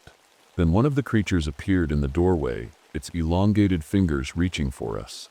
"Now," I shouted. Dr. Carter flipped the switch, and a high-pitched sound blasted through the chamber. It was so loud that I had to cover my ears, but it worked. The creature recoiled instantly, its thin skin rippling like it was in pain. More of them appeared behind it, but they couldn't get any closer. The sound was keeping them at bay for now. "We need to move," Dr. Carter said urgently. "This one set hold them forever." We grabbed our gear and ran deeper into the cave, following a narrow passage that seemed to slope upward. If we could just find an exit or even a safe place to hide, we might stand a chance. But then we found it. The passage opened into a massive chamber filled with hundreds of bodies, people frozen in place like statues, their skin pale and translucent like the creatures. Some of them were still alive, their eyes darting around in terror as their mouths moved silently. "They're harvesting them," Dr. Carter whispered. I felt sick to my stomach as I realized what she meant. The creatures weren't just killing people, they were keeping them alive for some kind of process. And whatever they were doing, it wasn't natural. "We have to stop this," I said firmly. Tom looked at me like I was crazy. "How?" "There's too many of them." I didn't know yet, but I wasn't about to let those things win. The sight of those bodies, hundreds of them frozen in place like they were stuck between life and death, was burned into my mind. I couldn't look away, even though every instinct in me screamed to run. These creatures weren't just predators, they were something worse, something unnatural. Dr. Carter was scanning the room with her sonar equipment, her hands shaking as she adjusted the settings. "This chamber," she said quietly, "it seps their hive. This is where they bring people to harvest them." "Harvest them for what?" Mike asked, his voice trembling. She didn't set to answer right away. Finally, she said, "The pineal gland. It seps part of the brain, controls sleep, consciousness, things we don't fully understand yet. They are extracting it." I felt a chill run down my spine. It explained the missing eyes. The creatures were targeting the area behind them, but why? What could they possibly need from us? As we stood there trying to process what we were seeing, Sarah suddenly spoke up. "They spur not monsters," she said softly. "They spur just evolving." Her words startled me. "What are you talking about?" I asked. She turned to look at me, her face pale and calm in a way that didn't feel right. "They were human once," she said. "A long time ago, but the cave changed them." "How do you know that?" Tom demanded. Sarah didn't answer, but I could see it in her eyes. She wasn't fully herself anymore. Before I could say anything else, Dr. Carter's equipment picked up movement behind us. The creatures were coming again, crawling through the walls like shadows stretching out of the rock. "We need to destroy this place," I said urgently. "If we don't stop, they keep taking people." Dr. Carter hesitated. "Destroying it might not stop them," she said quietly. "They adapted to survive down here. They will just rebuild." "Then we make sure they can't," I said firmly. We worked quickly to rig the sound generator to the cave's natural acoustics, using the rock formations to amplify the frequencies as much as possible. It was risky. If the sound was too strong, it could cause a cave-in, but it was our only chance. As we finished setting up, Sarah stepped forward again, her movements slow and deliberate. "You don't have to do this," she said softly. "What are you talking about?" I asked her. "They are not evil," she said. "They are just trying to survive." I realized then what had happened. Sarah had been affected by them somehow. Maybe it was the subsonic frequencies or something else entirely, but she wasn't on our side anymore. Before anyone could stop her, she reached for the generator and tried to shut it off. Tom grabbed her and pulled her back while Dr. Carter activated the device. A deafening sound filled the chamber, shaking the walls and sending the creatures into a frenzy. They writhed and screeched as their thin skin rippled under the pressure of the sound waves. But then the ground started to tremble. "It's working," Dr. Carter shouted over the noise. "No," I said grimly, as I looked around at the cracking walls and falling debris. "It's collapsing." The creatures began retreating into the shadows as rocks fell from above, but we weren't safe yet. We ran for the nearest passageway as fast as we could, dodging falling stones and trying not to trip over uneven ground. As we reached a narrow tunnel leading upward, I stopped and turned back toward the hive chamber one last time. The generator was still running, its sound echoing through every corner of the cave system. I knew what I had to do. "Go," I shouted at Tom and Dr. Carter as they hesitated near the entrance. "What about you?" Tom asked urgently. "I said I'll hold them off," I said firmly. "Just go." Reluctantly, they ran ahead while I stayed behind to make sure the creatures didn't follow them or anyone else ever again. I don't remember much about what happened after I stayed behind. The sound from the generator was deafening, shaking the walls and forcing the creatures deeper into the hive. The ground trembled beneath my feet, and I could feel the cave collapsing around me. I thought it was the end, that I'd be buried down there with those things. But somehow, I survived. When I woke up, I was lying near the entrance of the cave system, covered in dust and bruises. Tom and Dr. Carter had managed to pull me out before everything came crashing down. The hive chamber was gone, sealed beneath tons of rock and the creatures with it. At least, that's what we hoped. The park officials closed off that section of Mammoth Cave permanently, claiming it was due to geological instability. They didn't want anyone asking questions about what we'd found down there. The government got involved too, men in suits who didn't give their names, and they took all our equipment, including the sonar maps and Dr. Carter's research notes. They told us to keep quiet, that no one would believe us anyway. But I couldn't forget. Even now, years later, I still feel the effects of what happened in that cave. My hearing isn't the same anymore. It's sharper somehow, like I can pick up sounds other people can't. Sometimes when the barometric pressure drops, I get this ringing in my ears, followed by a faint clicking sound that makes my skin crawl. I know they're still down there.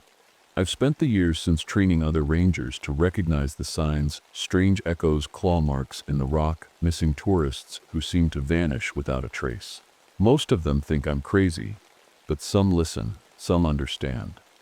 Dr. Carter disappeared a few years after the incident. She told me she was going to keep researching what we found in Mammoth Cave, the creatures, their connection to humans, but then she just vanished. No one knows where she went. Tom retired, not long after that. He said he couldn't go into caves anymore, not after what he saw.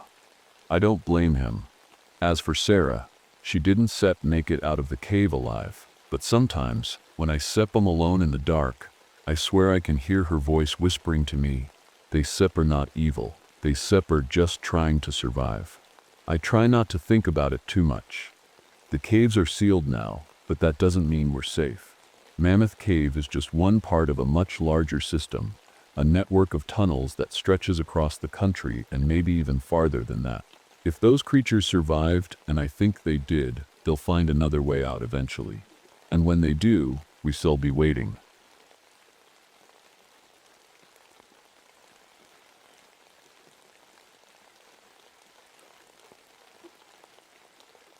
My name is Richard Harlow. I'm a park ranger in the Adirondack Mountains, New York.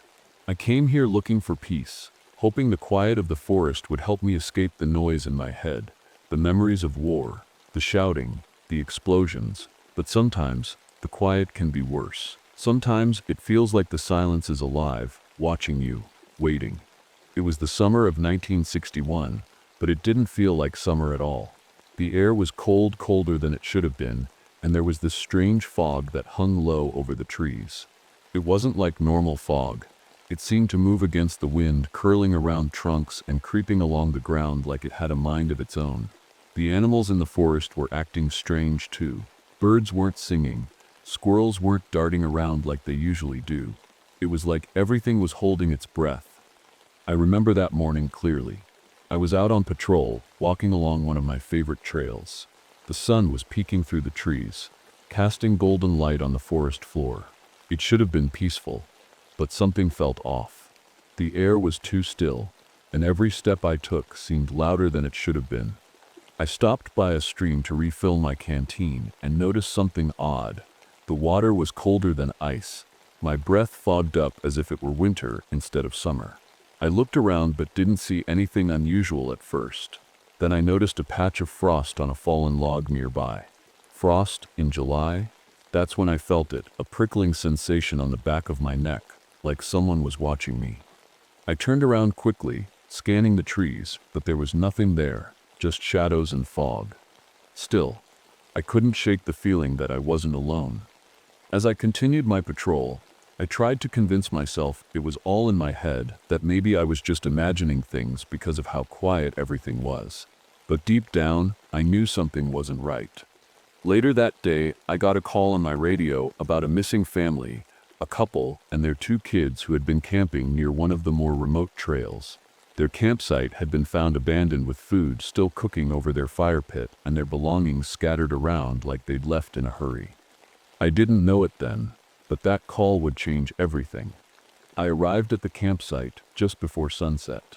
The place was eerily quiet, except for the occasional rustle of leaves in the breeze. The family's tent was still standing, but it looked like someone had torn through their supplies in a hurry. A pot of stew sat over the fire pit, untouched, now cold and congealed. Plates were scattered on the ground, some with food still on them. It was as if they'd been in the middle of dinner and just vanished. I crouched down near the fire pit and noticed something strange. There were footprints leading away from the campsite, but they didn't make any sense. They started right next to the tent. No sign of anyone walking up to it, and they weren't normal footprints either.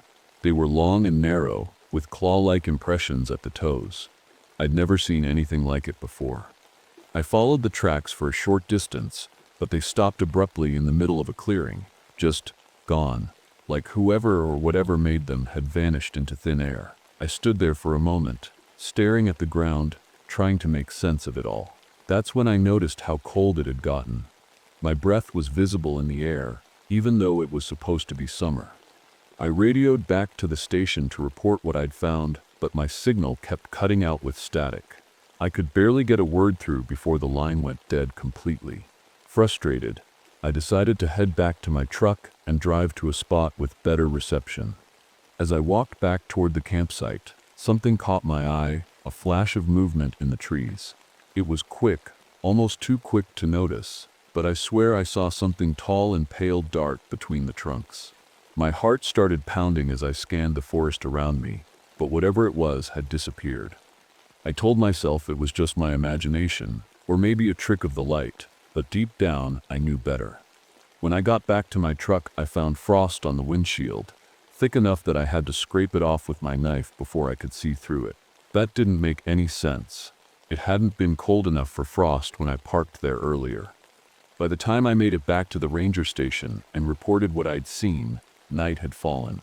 The search teams were already being organized to look for the missing family first thing in the morning, but something told me we wouldn't find them.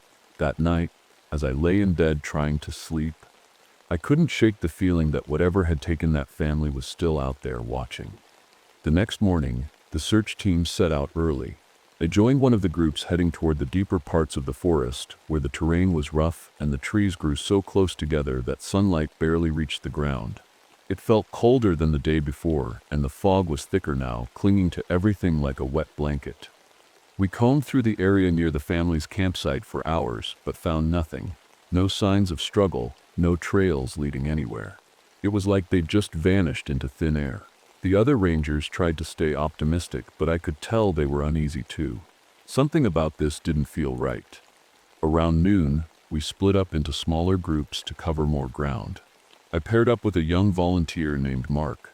He was new to the job, barely out of college, and still had that wide-eyed enthusiasm that made me feel protective of him. As we hiked deeper into the forest, I noticed how quiet it had gotten again. No birds, no insects. Nothing but the sound of our boots crunching through leaves. Then we found it. Mark spotted it first, a shape hanging from a tree about 20 yards ahead. As we got closer, my stomach turned. It was one of our park volunteers, a woman named Sarah, who had been helping with trail maintenance earlier in the week. She was suspended high in the branches, her body twisted unnaturally, her clothes torn and bloodied. But she wasn't set dead. Her head turned slowly toward us as we approached, her eyes wide with terror. She tried to speak, but her voice was barely a whisper. "It's Seps here," she said. "It's Seps watching." Mark froze in place, his face pale as a sheet. I climbed up as quickly as I could to get her down, but her injuries were severe, deep gashes across her torso and arms, like she'd been attacked by something with claws. She kept mumbling incoherently about voices and shadows before finally passing out. We radioed for help and stayed with her until another team arrived to take her back to the station for medical attention. But even after she was gone, I couldn't shake her words, "It's Seps here, it's Seps watching." As Mark and I continued our search later that afternoon, I started hearing things, soft whispers coming from somewhere in the trees. At first, I thought it was just the wind playing tricks on me, but then I heard it clearly, my brother's voice. "Richie," he called out, using the nickname he always used when we were kids. "Richie, Help me." I froze in my tracks, my heart pounding in my chest. My brother had died years ago during the war. I knew that. But his voice sounded so real, so close. Mark asked me what was wrong, but I couldn't answer him. All I could do was stare into the foggy woods ahead of us. "Richie," the voice called again, softer this time. I took a step forward without even thinking about it, drawn toward the sound like it had some invisible pull on me. But then Mark grabbed my arm and snapped me out of it. "What are you doing?" he asked, his voice shaking. I looked at him and shook my head, trying to clear my thoughts. "Nothing," I said quickly. "Let's keep moving." But deep down, I knew something wasn't right. Not with me, and not with this forest.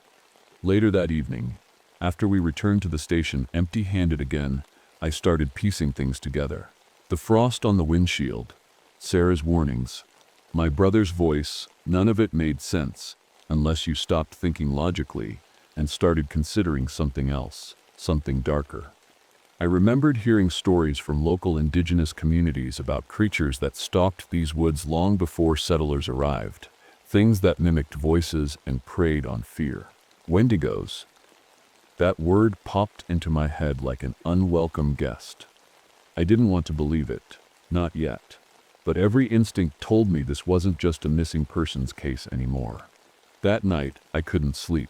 Every time I closed my eyes, I saw Sarah hanging in that tree, her broken body whispering warnings, and I heard my brother's voice again, calling to me from the fog. It was like the forest itself had followed me home, invading my mind. I decided to do some digging.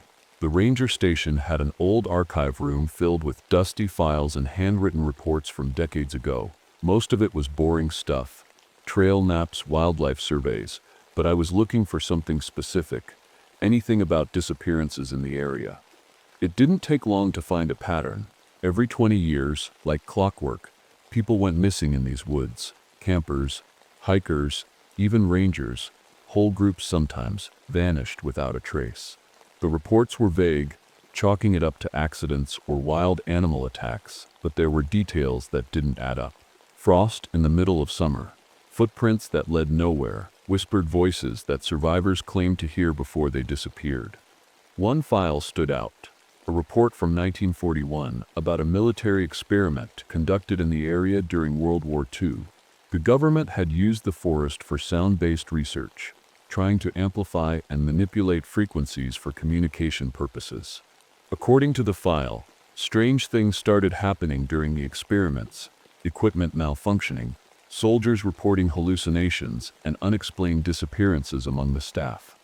The experiments were shut down after only a few months, but the locals believed something had been disturbed, something ancient that should have been left alone.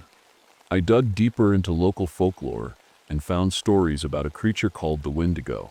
The Algonquin people described it as a spirit of hunger and greed that could possess humans who resorted to cannibalism during harsh winters. But it wasn't just a legend, it was something real, something alive in these woods. The wendigo was said to mimic voices to lure its prey and freeze entire areas with its presence. It thrived on fear and despair, stalking its victims for days before finally feeding on them. But it wasn't invincible. It feared fire and certain sacred herbs used by indigenous healers. I sat back in my chair, staring at the files spread across the desk. My gut told me this was what we were dealing with. The thing that had taken Sarah and the family, and if we didn't act fast, it would take more people. I wanted to warn the others, but how could I explain this? How could I convince them that we weren't dealing with a bear or some escaped convict, but something far worse, something unnatural? I decided I'd have to handle this myself. If no one else believed me, then I'd go after it alone. The next morning, I decided to act. I couldn't sit around waiting for someone else to figure out what was happening. Mark volunteered to join me again, but I hesitated. He was too young, too green for something like this. Still, he insisted, and I didn't have the heart to turn him away. We headed toward the cave systems on the far side of the park. The area was remote and dangerous, sharp rocks, narrow passages, but it was one of the few places we hadn't searched yet. As we walked, the fog seemed thicker than ever, curling around our legs and making it hard to see more than a few feet ahead. Mark was quiet most of the way, but I could tell he was nervous. His hands kept twitching, and he kept glancing over his shoulder like he expected something to jump out at us. I didn't blame him. I felt it too, that heavy, suffocating feeling of being watched.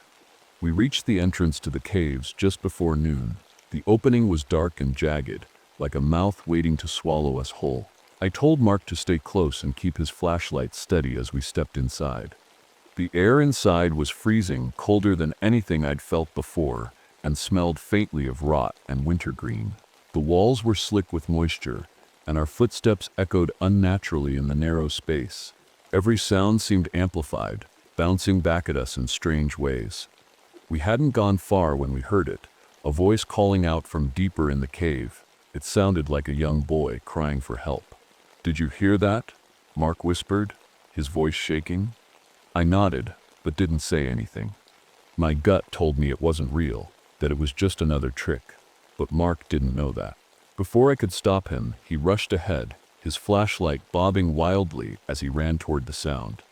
"Mark, wait," I shouted, chasing after him. I turned a corner just in time to see him disappear into the shadows. Then there was a scream, high-pitched and full of terror, and the sound of something heavy being dragged across the ground.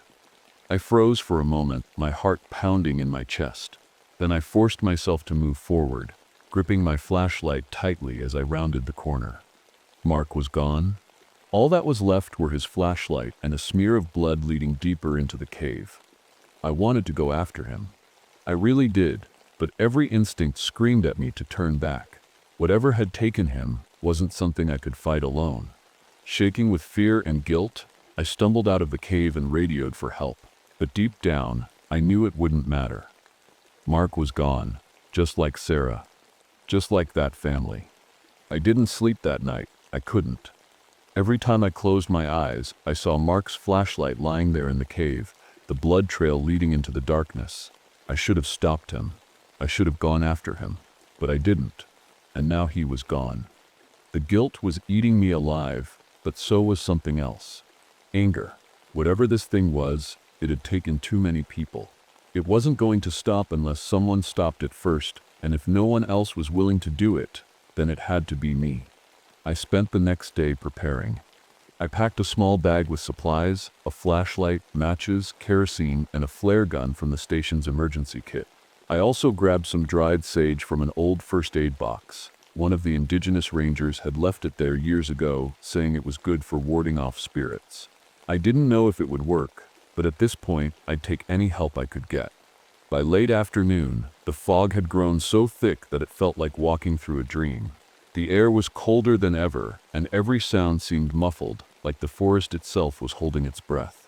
I made my way to an old fire watchtower deep in the woods, a place I knew well from my patrols.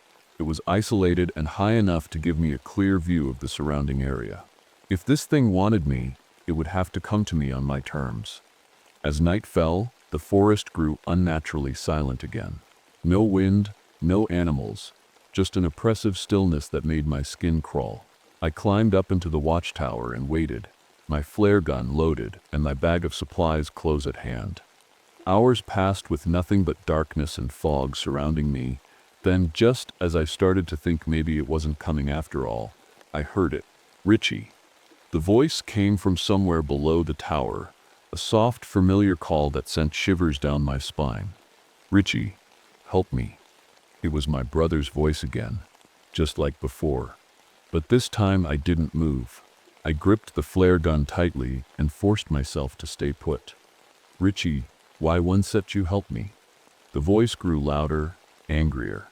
Then came another sound, the creak of wood as something heavy began climbing up the tower. I pointed my flashlight down through the gaps in the floorboards and saw it for the first time, a tall, emaciated figure with pale skin stretched tight over its bones. Its limbs were impossibly long, bending at unnatural angles as it pulled itself upward with silent precision. Its face, or what should have been its face, was featureless, except for two hollow eyes that seemed to suck in all the light around them. My hands shook as I fumbled for the matches and kerosene in my bag. The creature reached the platform just as I managed to splash kerosene across the wooden floorboards around me. It stopped for a moment. tilting its head like it was studying me. Then it opened its mouth, or what passed for a mouth, and let out a sound that made my ears ring, a horrible mix of screams and whispers that seemed to come from everywhere at once. I lit a match and held it up between us. "You don't like fire, do you?" I said, my voice trembling but firm. The creature recoiled slightly at the sight of the flame but didn't retreat entirely. It lunged forward suddenly, swiping at me with one of its clawed hands. I dodged just in time but felt pain explode in my arm as its claws raked across my shoulder. I stumbled back and dropped the match onto the kerosene-soaked floorboards. Flames roared to life instantly, spreading quickly across the platform. The creature let out another unearthly scream as the fire surrounded us both. Desperate and cornered, it lunged at me again. But this time I was ready. Using every ounce of strength I had left, I grabbed my flare gun and fired directly into its chest. The flare hit its mark, igniting the creature in a burst of red light and heat. It thrashed wildly as flames consumed its body, letting out one final scream before collapsing into ash. I barely managed to climb down from the burning tower before it collapsed entirely. My arm was bleeding badly, and every part of me felt like it had been through hell, but I was alive. For now, the fire watch tower burned to the ground that night, taking the creature with it. I barely made it back to the ranger station, stumbling through the fog with my arm wrapped in a torn piece of my shirt to stop the bleeding. The other rangers found me just outside the station, pale and shaking, barely able to speak. They patched me up as best they could and called for an ambulance. I told them what had happened, about the wendigo, about Mark, about the fire, but none of them believed me. They said I was in shock, that I'd had a psychotic break brought on by stress and trauma. They blamed the fire on faulty equipment and wrote off Mark's disappearance as an accident. The official report said he'd fallen into one of the caves and couldn't be recovered. But I knew the truth. I spent weeks in the hospital recovering from my injuries. The doctor said I was lucky to be alive, but I didn't feel lucky. Mark was gone. Sarah was barely hanging on, and that family, well, no one ever found them. After I was discharged, I tried to go back to work, but it wasn't the same. Every time I stepped into those woods, I felt it. The cold, the silence, the lingering presence of something unnatural. The forest wasn't safe anymore, and I wasn't sure it ever would be again. The indigenous communities around the area seemed to know what had happened, even if they didn't say it outright. A few weeks after the fire, they placed protective totems around the edges of the forest, small carvings made from wood and bone, tied with red string and sage. They didn't explain why, but I didn't need them to. I knew those totems were meant to keep whatever was left of that creature from coming back. But every year after that, on the summer solstice, frost would appear on those totems, thin layers of ice that shouldn't have been possible in the middle of July. I left the Park Service a few months later and spent the rest of my life tracking similar disappearances across the Northeast. There were more than you'd think, patterns hidden in old reports and newspaper clippings that no one ever connected. But I connected them, and every time I found one, it felt like a piece of that night was staring back at me. I don't know if it's really gone, or if it's just waiting for its next chance. But if you ever find yourself alone in a foggy forest and hear someone calling your name, don't answer.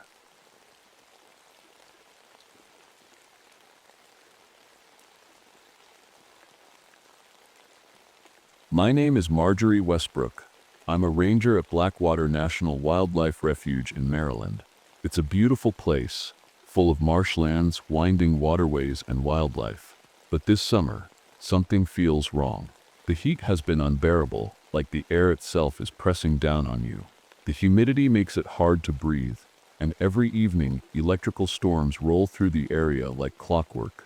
The sunsets, once golden and peaceful, now turn the water blood red.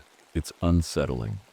I've spent most of my life studying nature. Before I became a ranger, I was a marine biologist. I left that world behind after exposing a company for dumping chemicals into rivers and covering it up. It cost me my career, but I couldn't stay silent. Now I work here in the marshlands, doing what I can to protect this fragile ecosystem. Lately, though, things have been happening that I can't explain. The water looks strange, too still sometimes, almost unnatural. and there are patches of red algae blooming everywhere. Birds that should be migrating north are flying in circles over the marshes instead. And the smell, it's hard to describe. It's like ozone mixed with something metallic like copper. I've been using my water testing kit to figure out what's going on, but the results don't make sense. Levels of chemicals that shouldn't exist are showing up in my samples, things that aren't even supposed to be in nature. At first, I thought my equipment was malfunctioning, so I checked it over and even tested it elsewhere. But everything works fine outside the refuge. Something is wrong here. Something big. This morning started like any other day. I packed my camera and testing kit into my boat and headed out to check on some areas where the algae blooms were spreading faster than usual. The marshlands looked peaceful at first glance, the water shimmering under the sunlight and herons wading through the shallows, but there was an eerie quietness hanging over everything. As I steered deeper into the refuge, I noticed something strange near one of the fishing spots locals use. A small boat was washed ashore with no one inside, just empty nets and gear scattered around like someone left in a hurry. The hull was covered in barnacles that looked odd. They weren't normal barnacles. They were bigger and had strange patterns etched into their shells. I took some photos and samples before moving on, but the uneasy feeling stayed with me all day. The next few days only made things stranger. I couldn't stop thinking about that abandoned boat and those weird barnacles. Something about it didn't sit right with me. People don't just leave their boats like that, especially not the watermen around here. They're careful and experienced. And those barnacles, I've never seen anything like them before. I decided to focus on the area where I found the boat. It's a quiet part of the refuge, surrounded by tall reeds and twisting channels. Normally it's full of life, fish splashing, frogs croaking, birds calling, but when I arrived it was dead silent. No movement, no sound. Just still water and the rustling of marsh grass in the breeze. I dropped my sampling net into the water to see what I could find. When I pulled it back up, my stomach turned. Inside were creatures that shouldn't exist. Fish with extra fins or twisted bodies, crabs with strange growths on their shells, and tiny eels that glowed faintly in the dim light. It was like something had warped them, changed them into, I don't even know what. I took samples and wrote everything down in my notebook, but the unease was growing stronger. As I worked, I noticed something else. My equipment was acting up. My GPS kept losing signal, and my compass spun wildly whenever I got close to certain parts of the marsh. Even my camera started glitching when I tried to take pictures of the water. Then there were the sounds, or maybe the lack of them. At first it was just silence, which was eerie enough on its own. But then I started hearing faint noises coming from beneath the water. It wasn't fish or frogs or anything natural. It sounded like whispers, soft and distant, like voices carried on the wind. I told myself it was just my imagination, that I was tired or overthinking things. But deep down, I knew something wasn't right. The next morning, I found another boat washed ashore in a different part of the refuge. This one had deep scratches along its sides, like something had clawed at it from below. There were no signs of its owner, just more strange barnacles clinging to the wood. I reported everything to my supervisor and even contacted a few scientists I used to work with back in my marine biology days. They all gave me the same response. It's probably just pollution or you're reading too much into it. No one wanted to listen, but I couldn't shake the feeling that this wasn't normal pollution or some random natural phenomenon. It felt deliberate, like something or someone was behind it. That evening, as I sat on my porch going through my notes, a storm rolled in. The sky turned dark so quickly it felt like night had fallen early. Thunder rumbled in the distance, and flashes of lightning lit up the marshlands in bursts of white light. And then I saw it. For just a moment, so brief, I almost convinced myself it wasn't real. I saw something move in the water near my dock, a shape rising up before disappearing beneath the surface again. It was too far away to make out any details, but it didn't look like any animal I'd ever seen before. I stayed up late that night, staring out at the marshlands from my window. The storm passed eventually, leaving everything quiet again, but I couldn't sleep. Something is out there. I couldn't stop thinking about what I saw near the dock. It wasn't just my imagination. I was sure of it. Something had moved out there. Something big.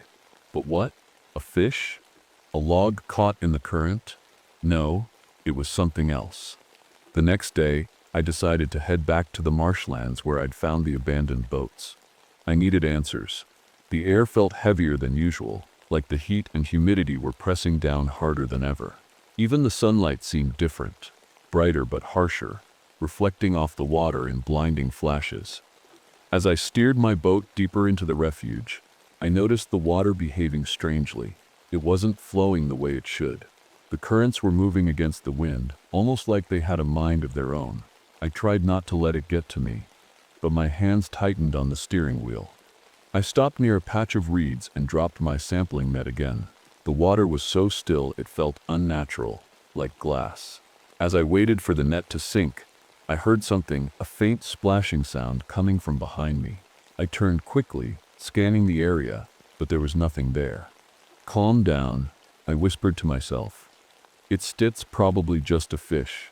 But then it happened again, this time closer. I grabbed my camera and stood up carefully, trying not to rock the boat. My heart was pounding as I aimed toward where I thought the sound had come from. For a moment, everything was quiet again, too quiet. And then I saw it. At first, it looked like a cluster of reeds sticking out of the water, but as I stared, the shape began to change. The reeds twisted together, forming something that looked almost human. Arms made of tangled vegetation reached out from the water, and its head, if you could call it that, was a writhing mass of eels and crabs moving in perfect unison. I froze. My mind couldn't process what I was seeing. It wasn't possible. Nothing like this should exist. The creature moved slowly toward a man standing on the opposite shore, a poacher who must have been trespassing in the refuge. He didn't see it at first. He was too busy setting traps in the shallow water, but when he finally turned around, his face went pale. He tried to run, but it was too late. The creature surged forward with shocking speed, wrapping him in its tangled limbs before pulling him into the water. His scream echoed across the marsh before cutting off suddenly. I wanted to help. I wanted to do something, but my body wouldn't move. All I could do was watch as the creature dragged him under until there was nothing left but ripples on the surface. For what felt like an eternity, I sat frozen in my boat, staring at where he'd disappeared. My hands were shaking so badly I could barely hold on to my camera. When I finally managed to pull myself together, I started rowing back toward the dock as fast as I could. My motor had stopped working for some reason, another equipment failure, but I didn't care anymore. I just needed to get out of there. By the time I reached safety, my mind was racing with questions. What was that thing? How long has it been here? And why is no one talking about it? I knew one thing for sure. I couldn't ignore this anymore. I couldn't sleep that night. Every time I closed my eyes, I saw it again. The creature, the way it moved, the way it dragged that man under, like he weighed nothing. I kept hearing his scream in my head, over and over. I knew I had to figure out what was going on, but I was terrified. What if it came for me next? The next morning, I forced myself to go back to work. I told myself I'd stay close to the main dock and avoid the deeper parts of the marsh, but deep down I knew that wouldn't be enough. Whatever this thing was, it wasn't staying in one place. I started going through old reports from the refuge, incident logs, missing persons cases, anything that might give me a clue. What I found made my stomach turn. Over the past few decades, there had been dozens of unexplained disappearances in and around the marshlands. Fishermen who never came home, hikers who vanished without a trace, even a few rangers who went missing while on duty. Most of these cases were written off as accidents, people falling into the water or getting lost in the dense marshes. But now I wasn't so sure. The more I read, the more it felt like something had been lurking here for a long time, hidden in plain sight. I also started digging into records about industrial activity upstream. It didn't take long to find what I was looking for, reports of chemical dumping in nearby rivers going back years. Most of it had been swept under the rug or dismissed as minor violations, but some of the chemicals listed were known to cause mutations in aquatic life. It all started to fit together, the strange creatures in my sampling nets, the unnatural algae blooms, and now this thing. Whatever was happening here wasn't just nature taking its course, something had pushed it over the edge. I tried reaching out to a few people for help, scientists, local authorities, but no one took me seriously. They either thought I was exaggerating or trying to scare people for attention. One even laughed and said, "You've been out in the sun too long." That afternoon, my junior ranger assistant Ben came by to check on me. He was young and eager, always asking questions about the marshlands and how things worked. I thought about telling him what I'd seen but decided against it. He wouldn't believe me anyway. Instead, we went out together to check on some of the refuge's monitoring equipment. As we approached one of the more remote areas, I felt that same heavy stillness in the air, the kind that makes your skin crawl. The water looked darker here, almost black, and there was a faint smell of ozone hanging in the air. "Do you hear that?" Ben asked suddenly. I stopped rowing and listened. At first, there was nothing but silence. Then I heard it, a low humming sound coming from beneath the water. It wasn't natural. It sounded mechanical somehow, like an engine running underwater. Before I could say anything, something splashed near the boat. Ben leaned over to look, but I grabbed his arm and pulled him back. "Don't set," I said sharply. "Stay still." The water around us began to ripple as if something massive was moving just below the surface. My heart was pounding so hard I thought it might burst out of my chest. And then it appeared. The creature rose up slowly from the water about 20 feet away from us. Its body was a horrifying mix of tangled plants and writhing sea creatures, eels twisting through its limbs and crabs scuttling across its surface like armor. Its head turned toward us, and though it didn't have eyes or a face, I could feel it watching us.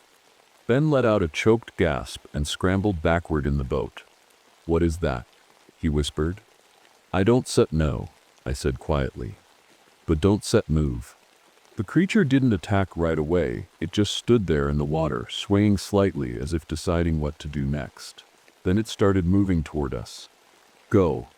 I shouted at Ben as I grabbed an oar and started paddling as hard as I could. The creature followed us for a while, but eventually stopped when we reached shallower water near one of the main channels. It sank back into the depths without a sound. When we got back to shore, Ben was pale and shaking. He kept asking me what we saw, but all I could say was that we needed to report it right away. But deep down, I knew no one would believe us, not until it was too late. I didn't go back to the marsh for 2 days after that encounter. I told myself I needed time to think, but the truth was, I was scared. Whatever that thing was, it wasn't just some mutated animal. It was something far worse.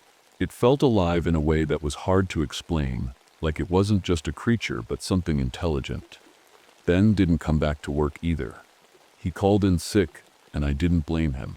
I hadn't told anyone else what we saw, but I could tell he wasn't going to forget it anytime soon. On the 3rd day, I woke up to another storm rolling in. The sky was dark and heavy with clouds, and the wind rattled my windows as I got ready for work. Something about the storm felt different, stronger, angrier, like it was building towards something.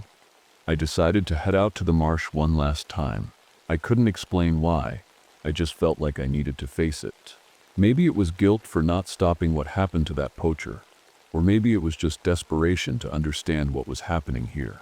Either way, I packed my camera, my water testing kit, and a portable speaker loaded with recordings of industrial machinery sounds. It was a long shot, but if this thing really was connected to pollution, maybe those sounds would affect it somehow. By the time I reached the dock, the storm was in full swing. Lightning flashed across the sky every few seconds, and thunder boomed so loudly it felt like the ground was shaking. The water was choppy and dark, but I pushed off anyway, steering my boat toward the deeper parts of the refuge. As I got closer to where we'd seen the creature before, everything went quiet again. The wind died down, and even the rain seemed to stop for a moment. It was like stepping into a different world, a world where nothing moved except me. And then I saw it. The creature rose up from the water ahead of me, taller than before, its body twisting and shifting as if it were made of living shadows. Heels slithered through its limbs, and crabs clung to its surface like armor. The air around it crackled with energy, tiny sparks of electricity jumping from one part of its body to another.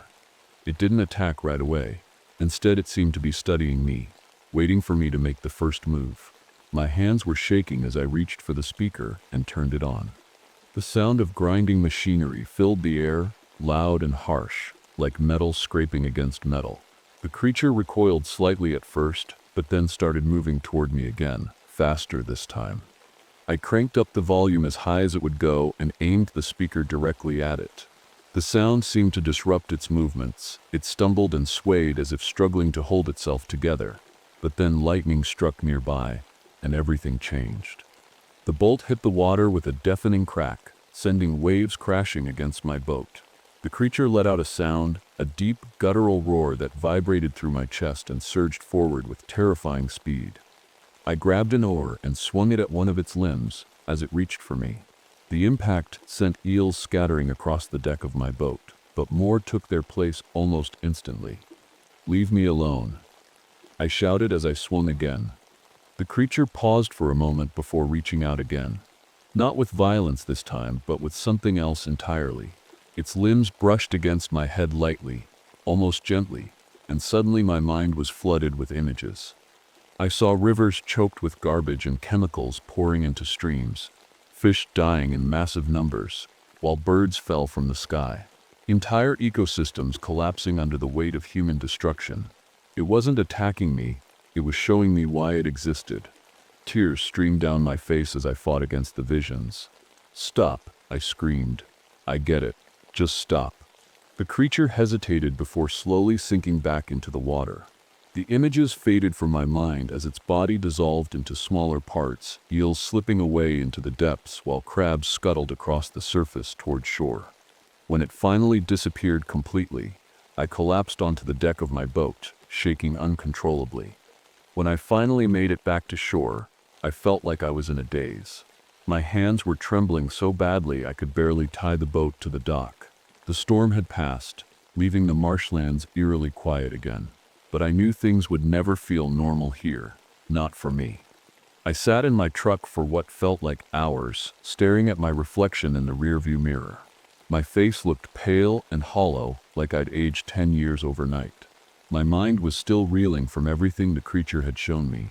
The images of destruction, the overwhelming pain of a dying ecosystem.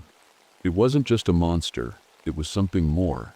Something born from the suffering of this place, from all the chemicals and garbage we'd poured into its waters over decades. It wasn't evil, it was desperate. And now that I'd seen what it was fighting against, I couldn't blame it. The next few weeks were a blur. I reported everything to my supervisor and even sent my notes and photos to a few environmental organizations, but no one believed me. They said my equipment must have been faulty, or that I'd exaggerated what I saw because of stress or exhaustion. Ben quit his job. Not long after that, he told me he couldn't handle being out in the marshlands anymore, not after what happened. I didn't blame him. Part of me wanted to leave too, but something kept me here. Maybe it was guilt, or maybe it was a sense of responsibility. Either way, I couldn't walk away. Over time, word started spreading among the locals about strange things happening in the refuge, boats disappearing, weird noises coming from the water at night, and sightings of something moving just below the surface. Some people dismissed it as rumors or superstition, but others started taking precautions. The watermen, who fished near the refuge, began playing specific sounds underwater before casting their nets, low-frequency tones that seemed to keep the creature away. They didn't know why it worked, they just knew it did. As for me, I wasn't the same after that day. The visions the creature showed me didn't go away. They stayed with me, popping into my mind at random times like flashes of memory that weren't mine. Sometimes they were so vivid it felt like I was living through them all over again. But something strange happened too. I started noticing patterns in nature that other people couldn't see. I could predict when certain fish populations would crash or when algae blooms would spread faster than usual. It was like the creature had left part of itself inside me, a connection to the marshlands and everything living within them. People started calling me the Marsh Prophet as word got around about my predictions. At first I hated it, it felt like a joke, but over time, I realized it wasn't meant to be cruel. They were just trying to make sense of what was happening. The refuge eventually reopened with restricted areas marked off as unsafe. Officially, they blamed pollution for the problems in those zones, but I knew better. The creature was still out there, detoxifying the marsh bit by bit in its own way. Sometimes, when storms roll through and lightning lights up the water, I think I see it again, just for a moment rising up before disappearing into the depths once more. I don't know if it'll ever leave this place or if it'll ever stop fighting against what we've done here. But one thing is certain, this isn't just its home, it's its battlefield. And we serve part of that fight now too.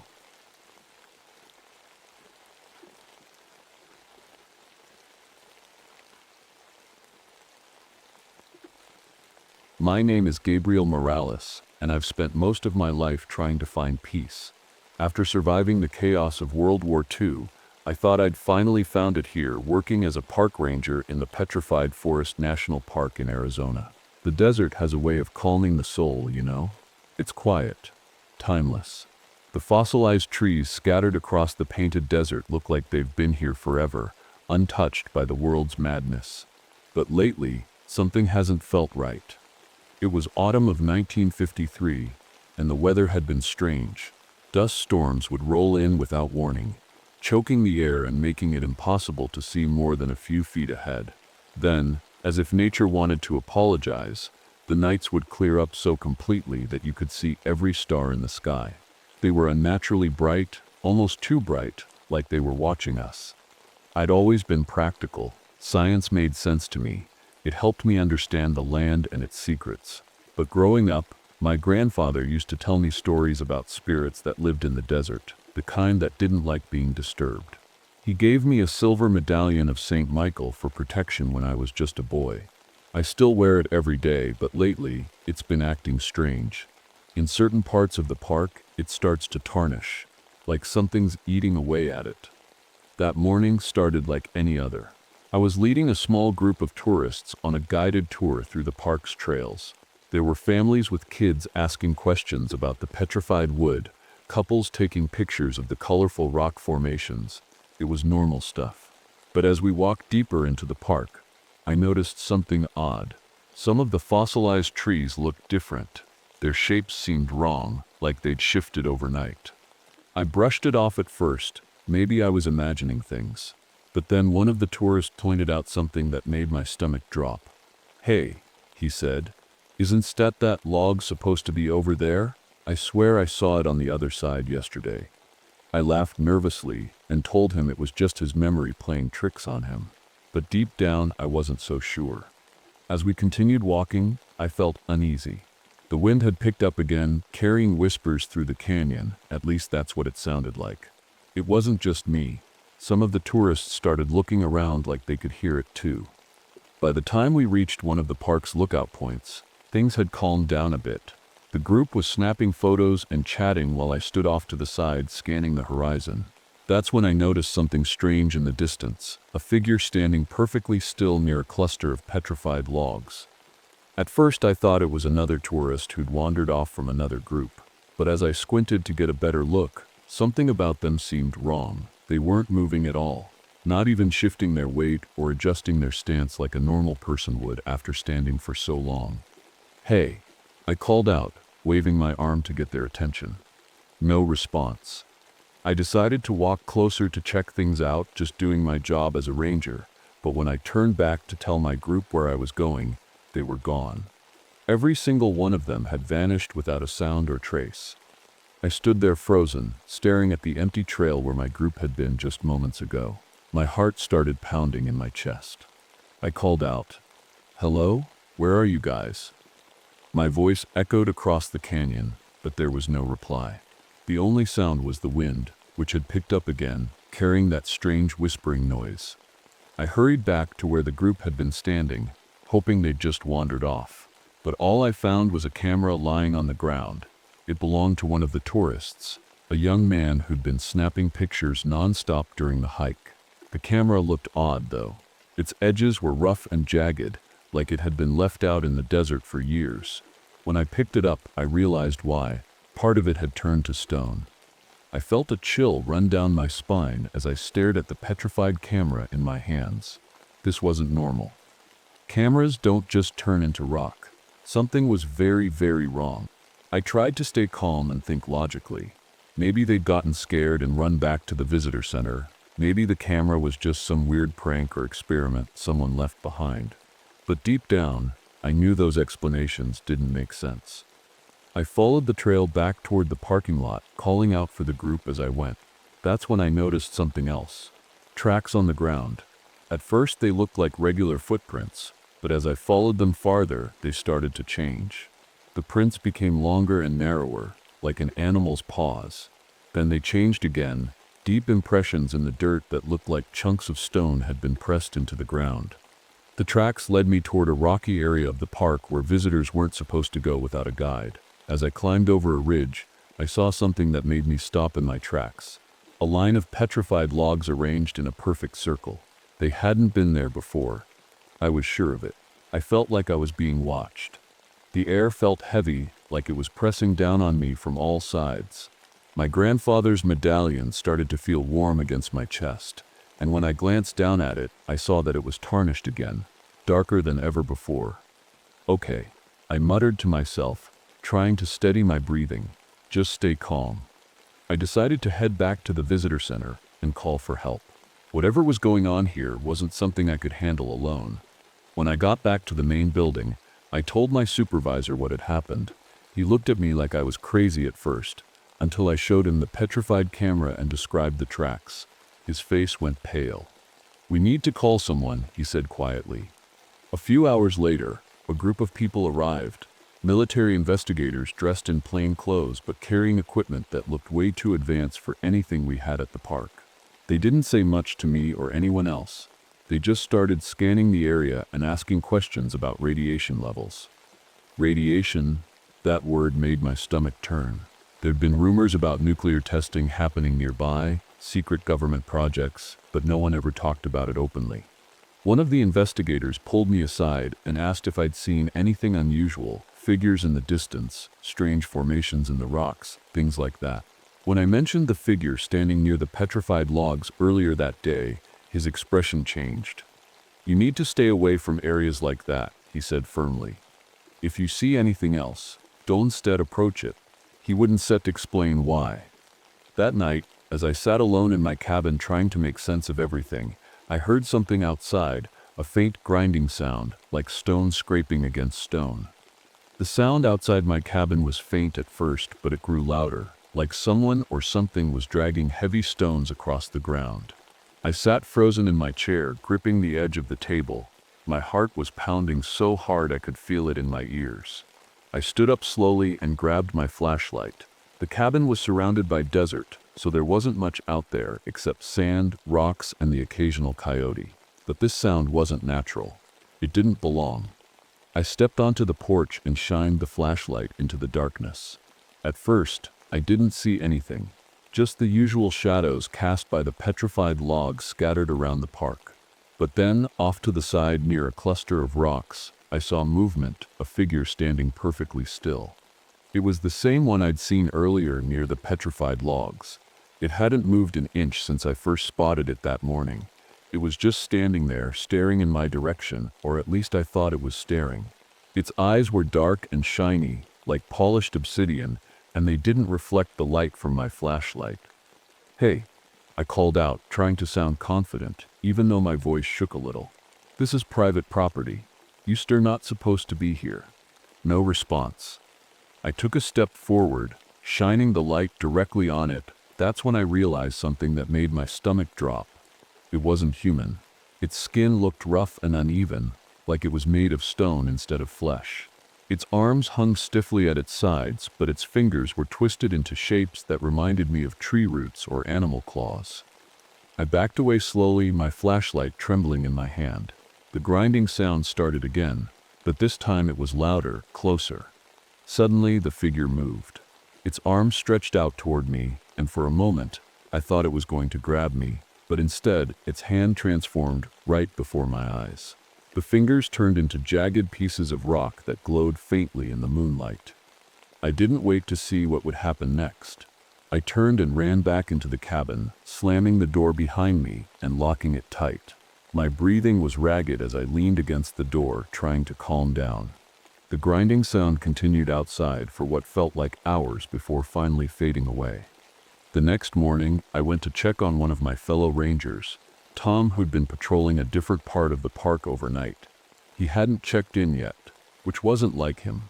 When I found him near one of the trails, he was sitting on the ground with his back against a rock formation. At first, I thought he was just resting, but then I saw his face.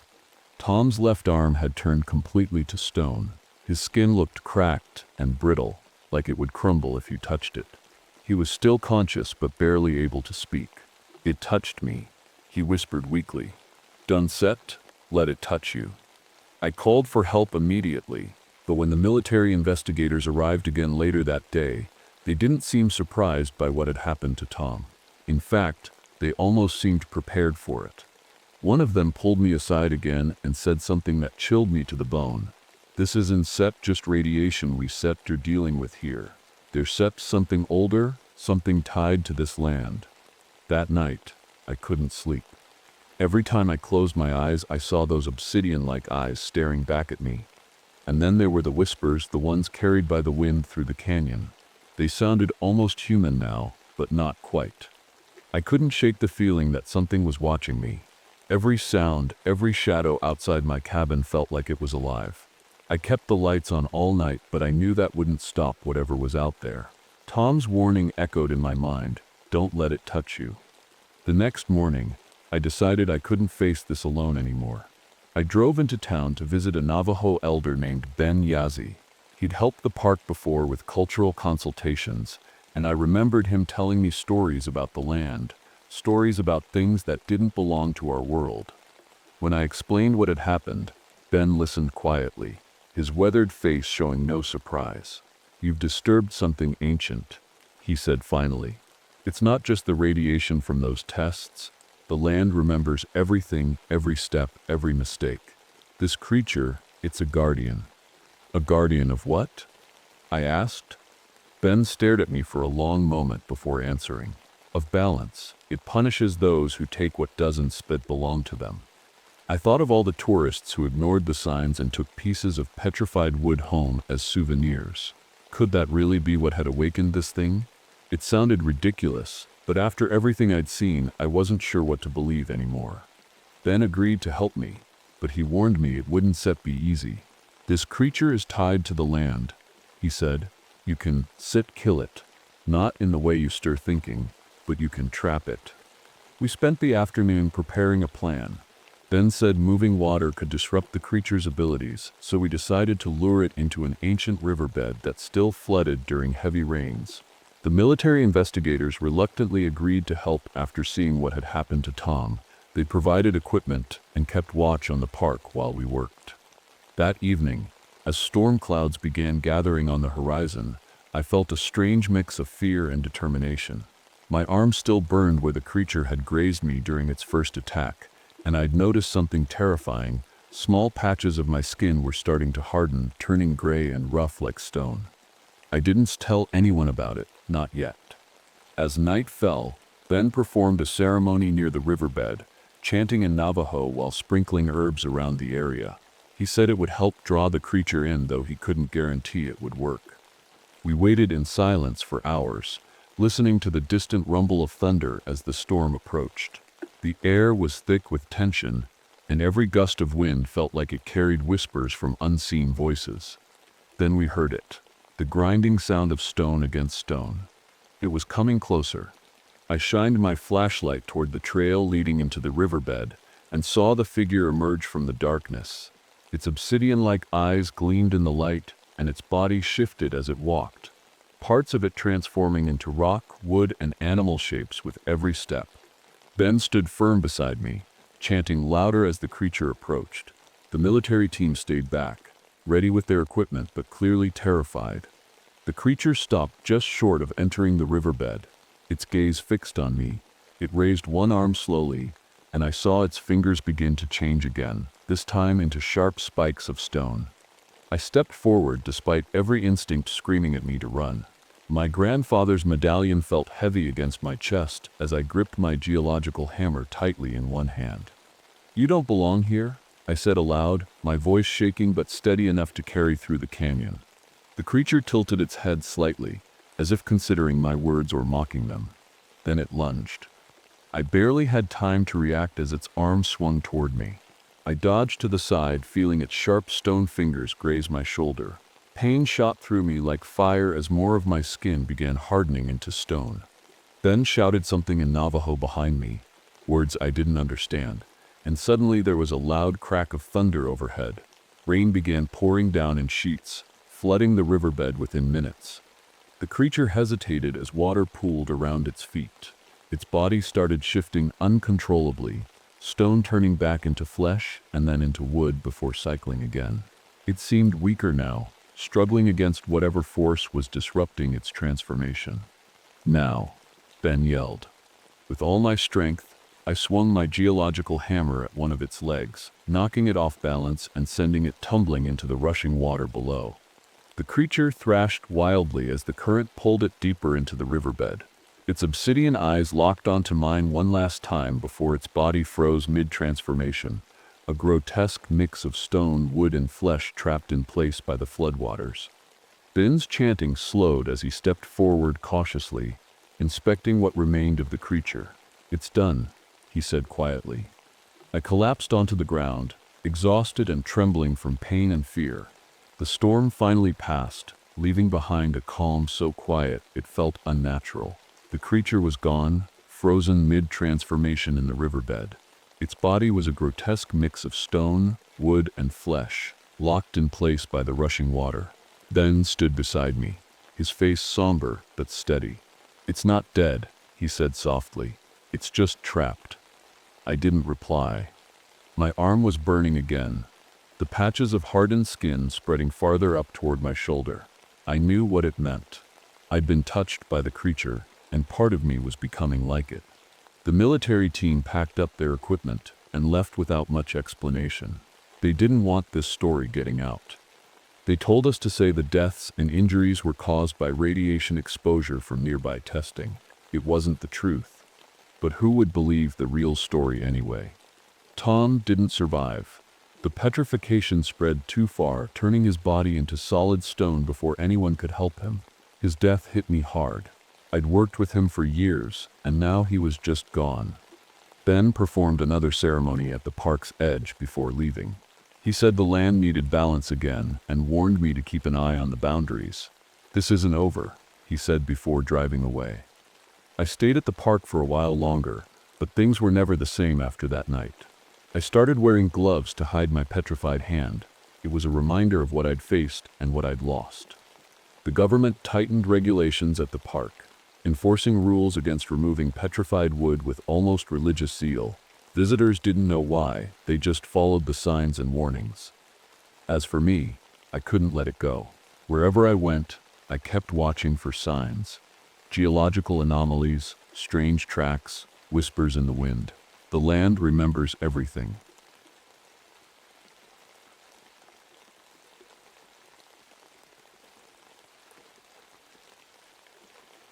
My name is Daniel Nakamura, and I've been a ranger at Mount Rainier National Park for over a decade.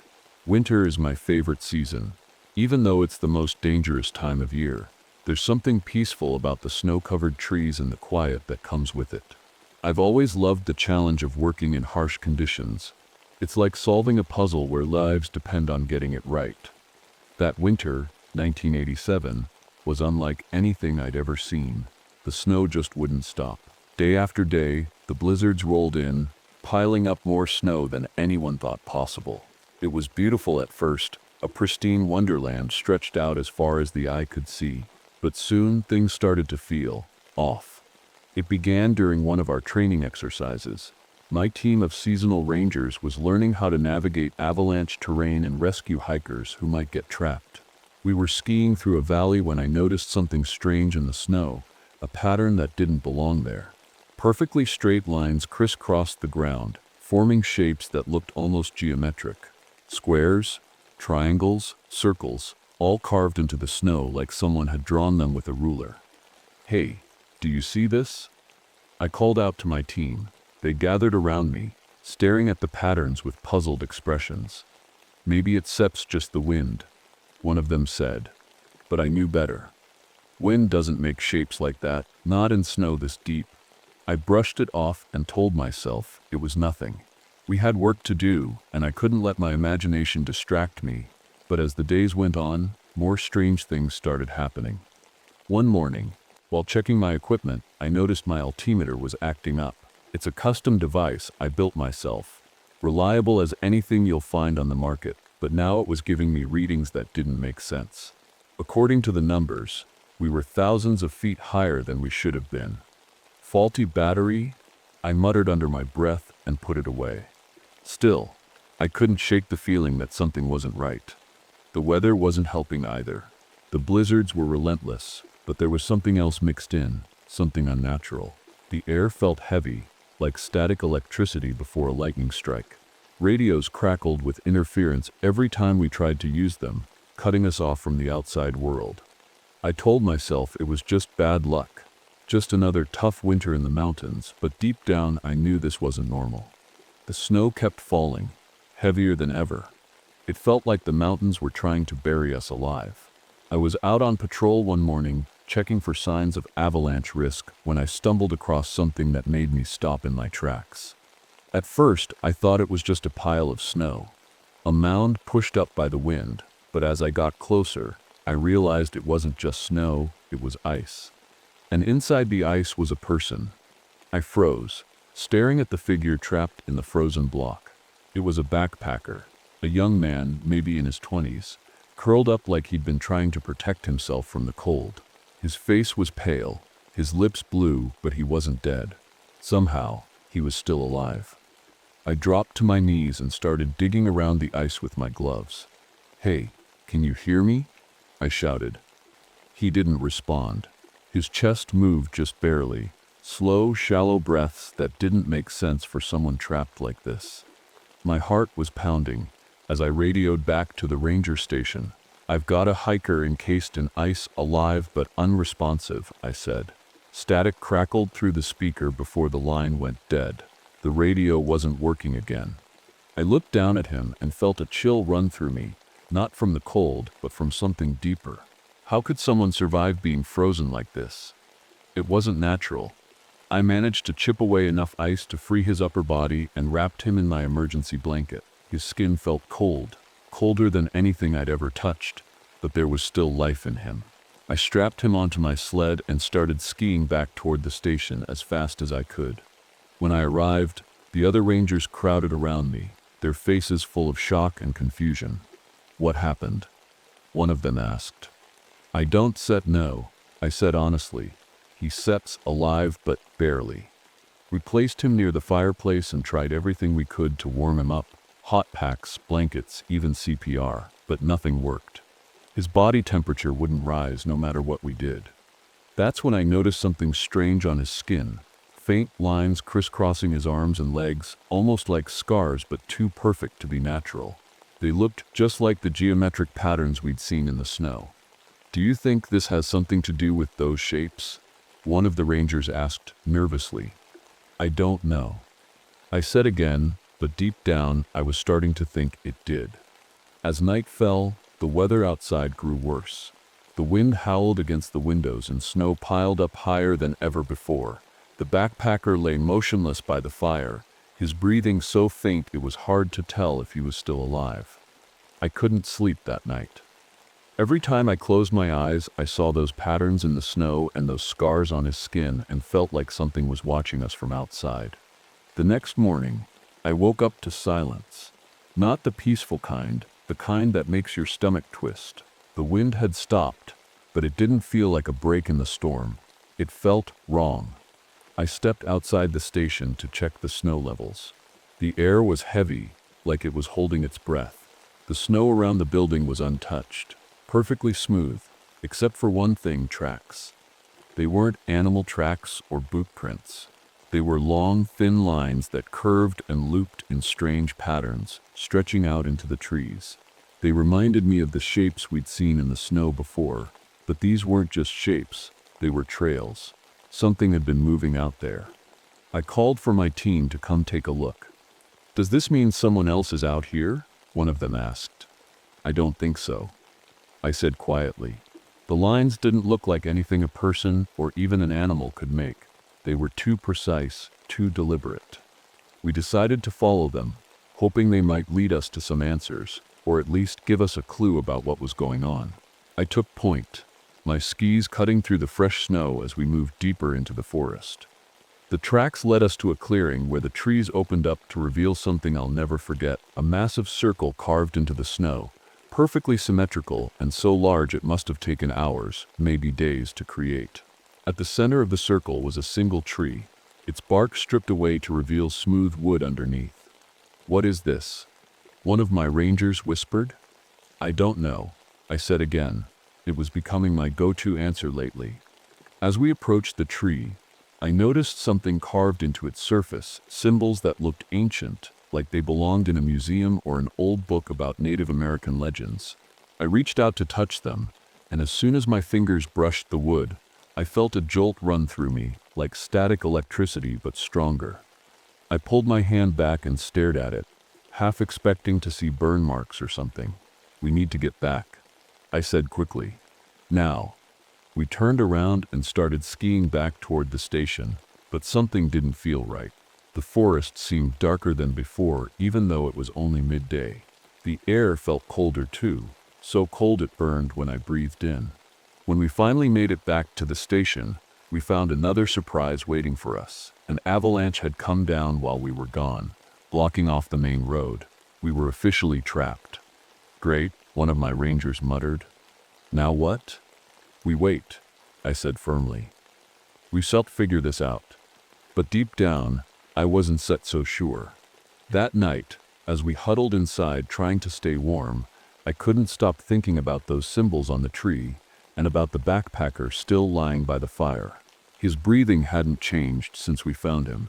It was still slow and shallow, like he was stuck in some kind of frozen limbo. Then there was a sound, a faint tapping coming from outside. It wasn't wind or snow falling off the roof. It was deliberate. Tap, tap, tap. I grabbed my flashlight and opened the door just enough to shine it outside. The beam cut through the darkness and landed on something that made my blood run cold. More tracks in the snow, but this time they were closer than ever before. Something was out there with us. The tapping didn't stop. It was slow and steady, like someone or something was trying to get our attention. I stood at the door, gripping my flashlight so tightly my knuckles turned white. The rest of the team stayed behind me, silent and tense. "Stay inside," I whispered to them. "I still check it out." I stepped out into the snow, my boots crunching loudly in the eerie silence. The cold hit me like a wall. It was sharper than anything I'd felt before, biting through my jacket and gloves like they weren't even there. My breath fogged up in front of me as I scanned the area with my flashlight. That sips when I saw it. At first I thought it was just another tree, a tall, thin figure standing perfectly still among the others. But then it moved. It was slow, almost graceful, as it stepped forward into the beam of my flashlight. My heart stopped. It wasn't a tree. It wasn't even human. The thing was tall, at least 8 feet, and its skin looked like ice, translucent and smooth with shadowy shapes moving underneath.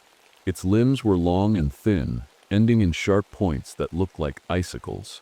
But the worst part was its head, crowned with antler-like branches that seemed to hum faintly, like they were picking up signals from the air. I couldn't move. I couldn't breathe. All I could do was stare as it tilted its head toward me, those antlers twitching slightly as if it was studying me. Then it took another step forward. "Get back," I shouted, my voice cracking as I stumbled backward toward the door. The creature didn't stop. Its movements were deliberate, almost calculated, as it closed the distance between us. I scrambled inside and slammed the door shut, locking it with trembling hands. "There's something out there," I said breathlessly to the team. "What do you mean?" one of them asked. "I don't know what it is," I said honestly. The tapping started again, this time louder and faster. It wasn't coming from one spot anymore. It sounded like it was all around us, echoing off the walls of the station. Then we heard another sound, a faint scraping noise coming from the roof. "It steps on top of us," someone whispered. I grabbed my radio and tried to call for help again, but all I got was static. The interference was worse than ever now. cutting off every attempt to reach anyone outside. "We need to stay together," I said firmly. "No one goes outside, not for any reason." We huddled in the center of the room, our eyes darting toward every sound that came from outside or above us. The fire crackled weakly in the corner, barely enough to keep us warm against the freezing air that seemed to seep through every crack in the walls. Hours passed like this, long stretches of silence broken by sudden noises that made us jump every time. Then came another sound. Footsteps crunching in the snow just outside the door. This time they weren't slow or deliberate. They were frantic, like someone running for their life. "Help, please," a voice screamed from outside. I froze again. It sounded like a man, a hiker maybe, but something about his voice didn't feel right. It was too high-pitched, too desperate, almost like he was mimicking what he thought a human would sound like. "Don't open it," one of my rangers said quickly. I hesitated for a moment before stepping toward the door again. "What if someone's really out there?" I said quietly. "You saw what's out there," they replied firmly. The footsteps stopped suddenly right outside the door, and everything went quiet again. Tap, tap, tap. The tapping didn't stop. It was relentless, like a clock ticking down to something I didn't want to face. My team sat huddled together near the fire, their faces pale and drawn. No one spoke. No one even moved. We were all waiting, listening, for whatever was going to happen next. The temperature inside the station was dropping fast. The fire wasn't enough anymore. It felt like the cold was seeping in through the walls, freezing everything from the inside out. I checked the thermostat. It was reading below zero, which didn't make any sense. We were indoors. This shouldn't have been possible. "It sets messing with us," I said quietly. "Whatever it is, it sets playing games." One of the rangers looked at me with wide eyes. "What do you mean?" I hesitated before answering. "It sits controlling the cold somehow. It wants us to panic." The tapping turned into scratching, a slow, deliberate sound that ran along the walls and windows like claws scraping against glass. Every now and then, we'd hear footsteps crunching in the snow outside, circling the building like a predator stalking its prey. "We can stay here," one of my team members said suddenly. "We set sitting ducks." "And go where?" I shot back. "The roads are blocked, and whatever sips out there will follow us." Silence fell again as we all stared at each other, trying to come up with a plan we knew didn't exist. Then came another sound, a loud crack that echoed through the room like a gunshot. The windows frosted over instantly, ice spreading across the glass in jagged patterns that looked almost alive. "It sets trying to get in," someone whispered. I grabbed my backpack and started digging through it for anything useful. Flare guns, emergency blankets, even food supplies, anything that might help us survive whatever was coming next. That's when I remembered something: geothermal vents. Mount Rainier had several hot springs scattered throughout its lower elevations, places where heat from deep underground bubbled up to the surface. If this thing was controlling the cold, maybe heat was its weakness. "We need to get to the hot springs," I said suddenly. "What?" one of my rangers asked, staring at me like I'd lost my mind. "Heat," I explained quickly. "It seeps freezing everything around us. It seeps using cold as a weapon. If we can get to one of the geothermal vents, maybe we can fight back." It wasn't much of a plan, but it was better than sitting around waiting for whatever was outside to break in. We packed up what little gear we had left and prepared to make a run for it. The scratching on the walls grew louder as if it knew what we were planning. My hands shook as I loaded flares into my gun and strapped on my skis. "Stay together," I told them firmly. "No matter what happens, don't split up." We opened the door and stepped out into the storm. The cold hit us like a punch to the gut, stealing our breath and numbing our fingers instantly despite our gloves. The snow was deeper than ever, forcing us to push through it with every step. The tracks were everywhere now, long lines crisscrossing in every direction like some kind of twisted maze designed to confuse us. But I kept my eyes forward, focusing on the route toward the nearest hot spring. That seeps when I saw it again, the creature. It was standing at the edge of the clearing, watching us with those antler-like branches twitching faintly in the wind. Its icy skin shimmered in the moonlight as it tilted its head toward us like it was deciding what to do next. "Don't stop," I shouted over my shoulder as we pushed forward. The creature moved suddenly, faster than anything that size should have been able to move, and started closing in on us with long strides that barely disturbed the snow beneath its feet. I fired a flare toward it without thinking, the bright red light streaking through the air before landing in front of it with a hiss. But it didn't even flinch. It just kept coming. "Go!" I yelled again as we reached the edge of a steep slope leading down toward one of the geothermal vents below. We skied down as fast as we could, dodging trees and rocks while trying not to lose control on the icy surface. The creature followed effortlessly, gliding across the snow like it was part of it. By the time we reached the bottom, my legs were shaking so badly I could barely stand. The hot spring bubbled ahead of us, steam rising from its surface like a beacon of hope in an otherwise frozen nightmare. "Get behind me," I told my team as I stepped forward toward the spring and turned to face the creature head-on. The steam rising from the hot spring felt like the only warmth I'd felt in days. My team stayed behind me, their breaths coming out in shaky clouds as they stared at the creature. It was standing just a few feet away now, towering over us like something out of a nightmare. Its icy skin glimmered faintly in the moonlight, and its antler-like branches twitched as if they were sensing the heat from the spring. For the first time, it hesitated. I gripped my flare gun tightly, my hands shaking as I tried to think of what to do next. The geothermal vent was our only chance, but I had no idea how to use it against something like this. All I knew was that we had to make it stop before it made us stop. "Stay back," I said firmly. Though my voice cracked halfway through, I wasn't sure if I was talking to my team or the creature itself. It tilted its head again, studying me with movements that felt too deliberate, too human, for something that clearly wasn't. Then it took another step forward. I fired another flare toward its feet. The bright red light hissed and sparked as it hit the snow, melting a small patch around it. The creature stopped again, its antlers twitching more violently now. "It doesn't like heat," I said quietly to myself. That's when an idea hit me. A desperate, reckless idea that might be our only shot. "We need to lure it into the ice cave," I said quickly to my team. "What? Are you crazy?" one of them asked. "There's an unstable ice cave near this spring," I explained. "If we can get it inside and trigger a collapse, maybe we can trap it." It wasn't set much of a plan, but it was all we had. The creature moved again. Faster this time. Its long limbs glided across the snow effortlessly as it closed the distance between us.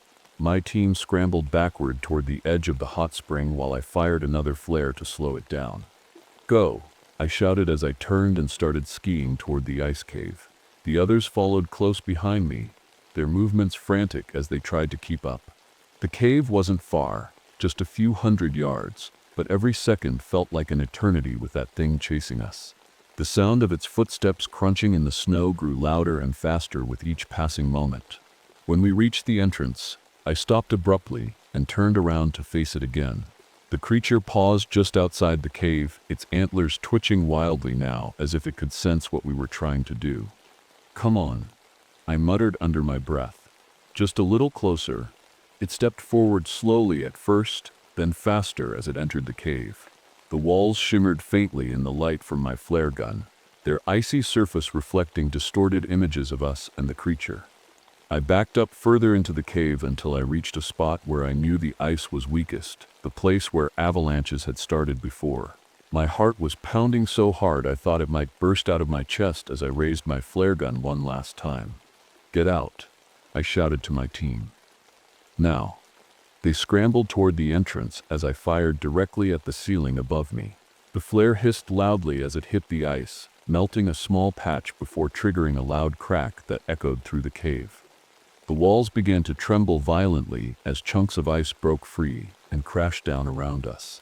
The creature let out a sound, a low, guttural noise that sent chills down my spine as it tried to move toward me again. But it was too late. The ceiling collapsed completely, burying everything, including me, in a rush of snow and ice that felt like being hit by a freight train. When I opened my eyes, everything was white. For a moment I thought I was dead, that the ice and snow had swallowed me whole, but then I felt the sharp sting of cold against my skin and realized I was still alive. Barely. I tried to move, but every part of my body felt frozen in place. My fingers wouldn't respond, and my legs felt like they were encased in concrete. The air was so cold it burned with every breath I took. All I could do was lie there, staring at the faint shimmer of light filtering through the snow above me. I don't know how long I stayed like that. Minutes, hours, it all blurred together. But eventually I heard voices. Faint at first, then louder as they got closer. "Daniel, can you hear us?" It was my team. Somehow, they'd managed to dig their way back into the cave and find me. When they pulled me out from under the snow, I couldn't speak or even move. My body was so cold it felt like it didn't belong to me anymore. They carried me back to the station and did everything they could to warm me up. Blankets, hot packs, even rubbing my hands and feet to get the blood flowing again. It worked enough to keep me alive, but something had changed. The cold had done something to me, something I couldn't explain. Even after I recovered enough to stand and walk again, I couldn't feel warmth the same way anymore. My skin was always cold to the touch, no matter how hot it was outside or how many layers I wore. And sometimes, when I closed my eyes, I could still feel that thing watching me, like it had left a part of itself behind. The official report blamed everything on freak weather conditions, a record-breaking blizzard combined with avalanches that cut off communications and trapped us in the park. No one mentioned the creature or what we saw in the snow. They said the backpacker we found had died from hypothermia before we reached him. They said my injuries were from falling debris during an avalanche. But we knew better. After we left Mount Rainier, some of us stayed in touch.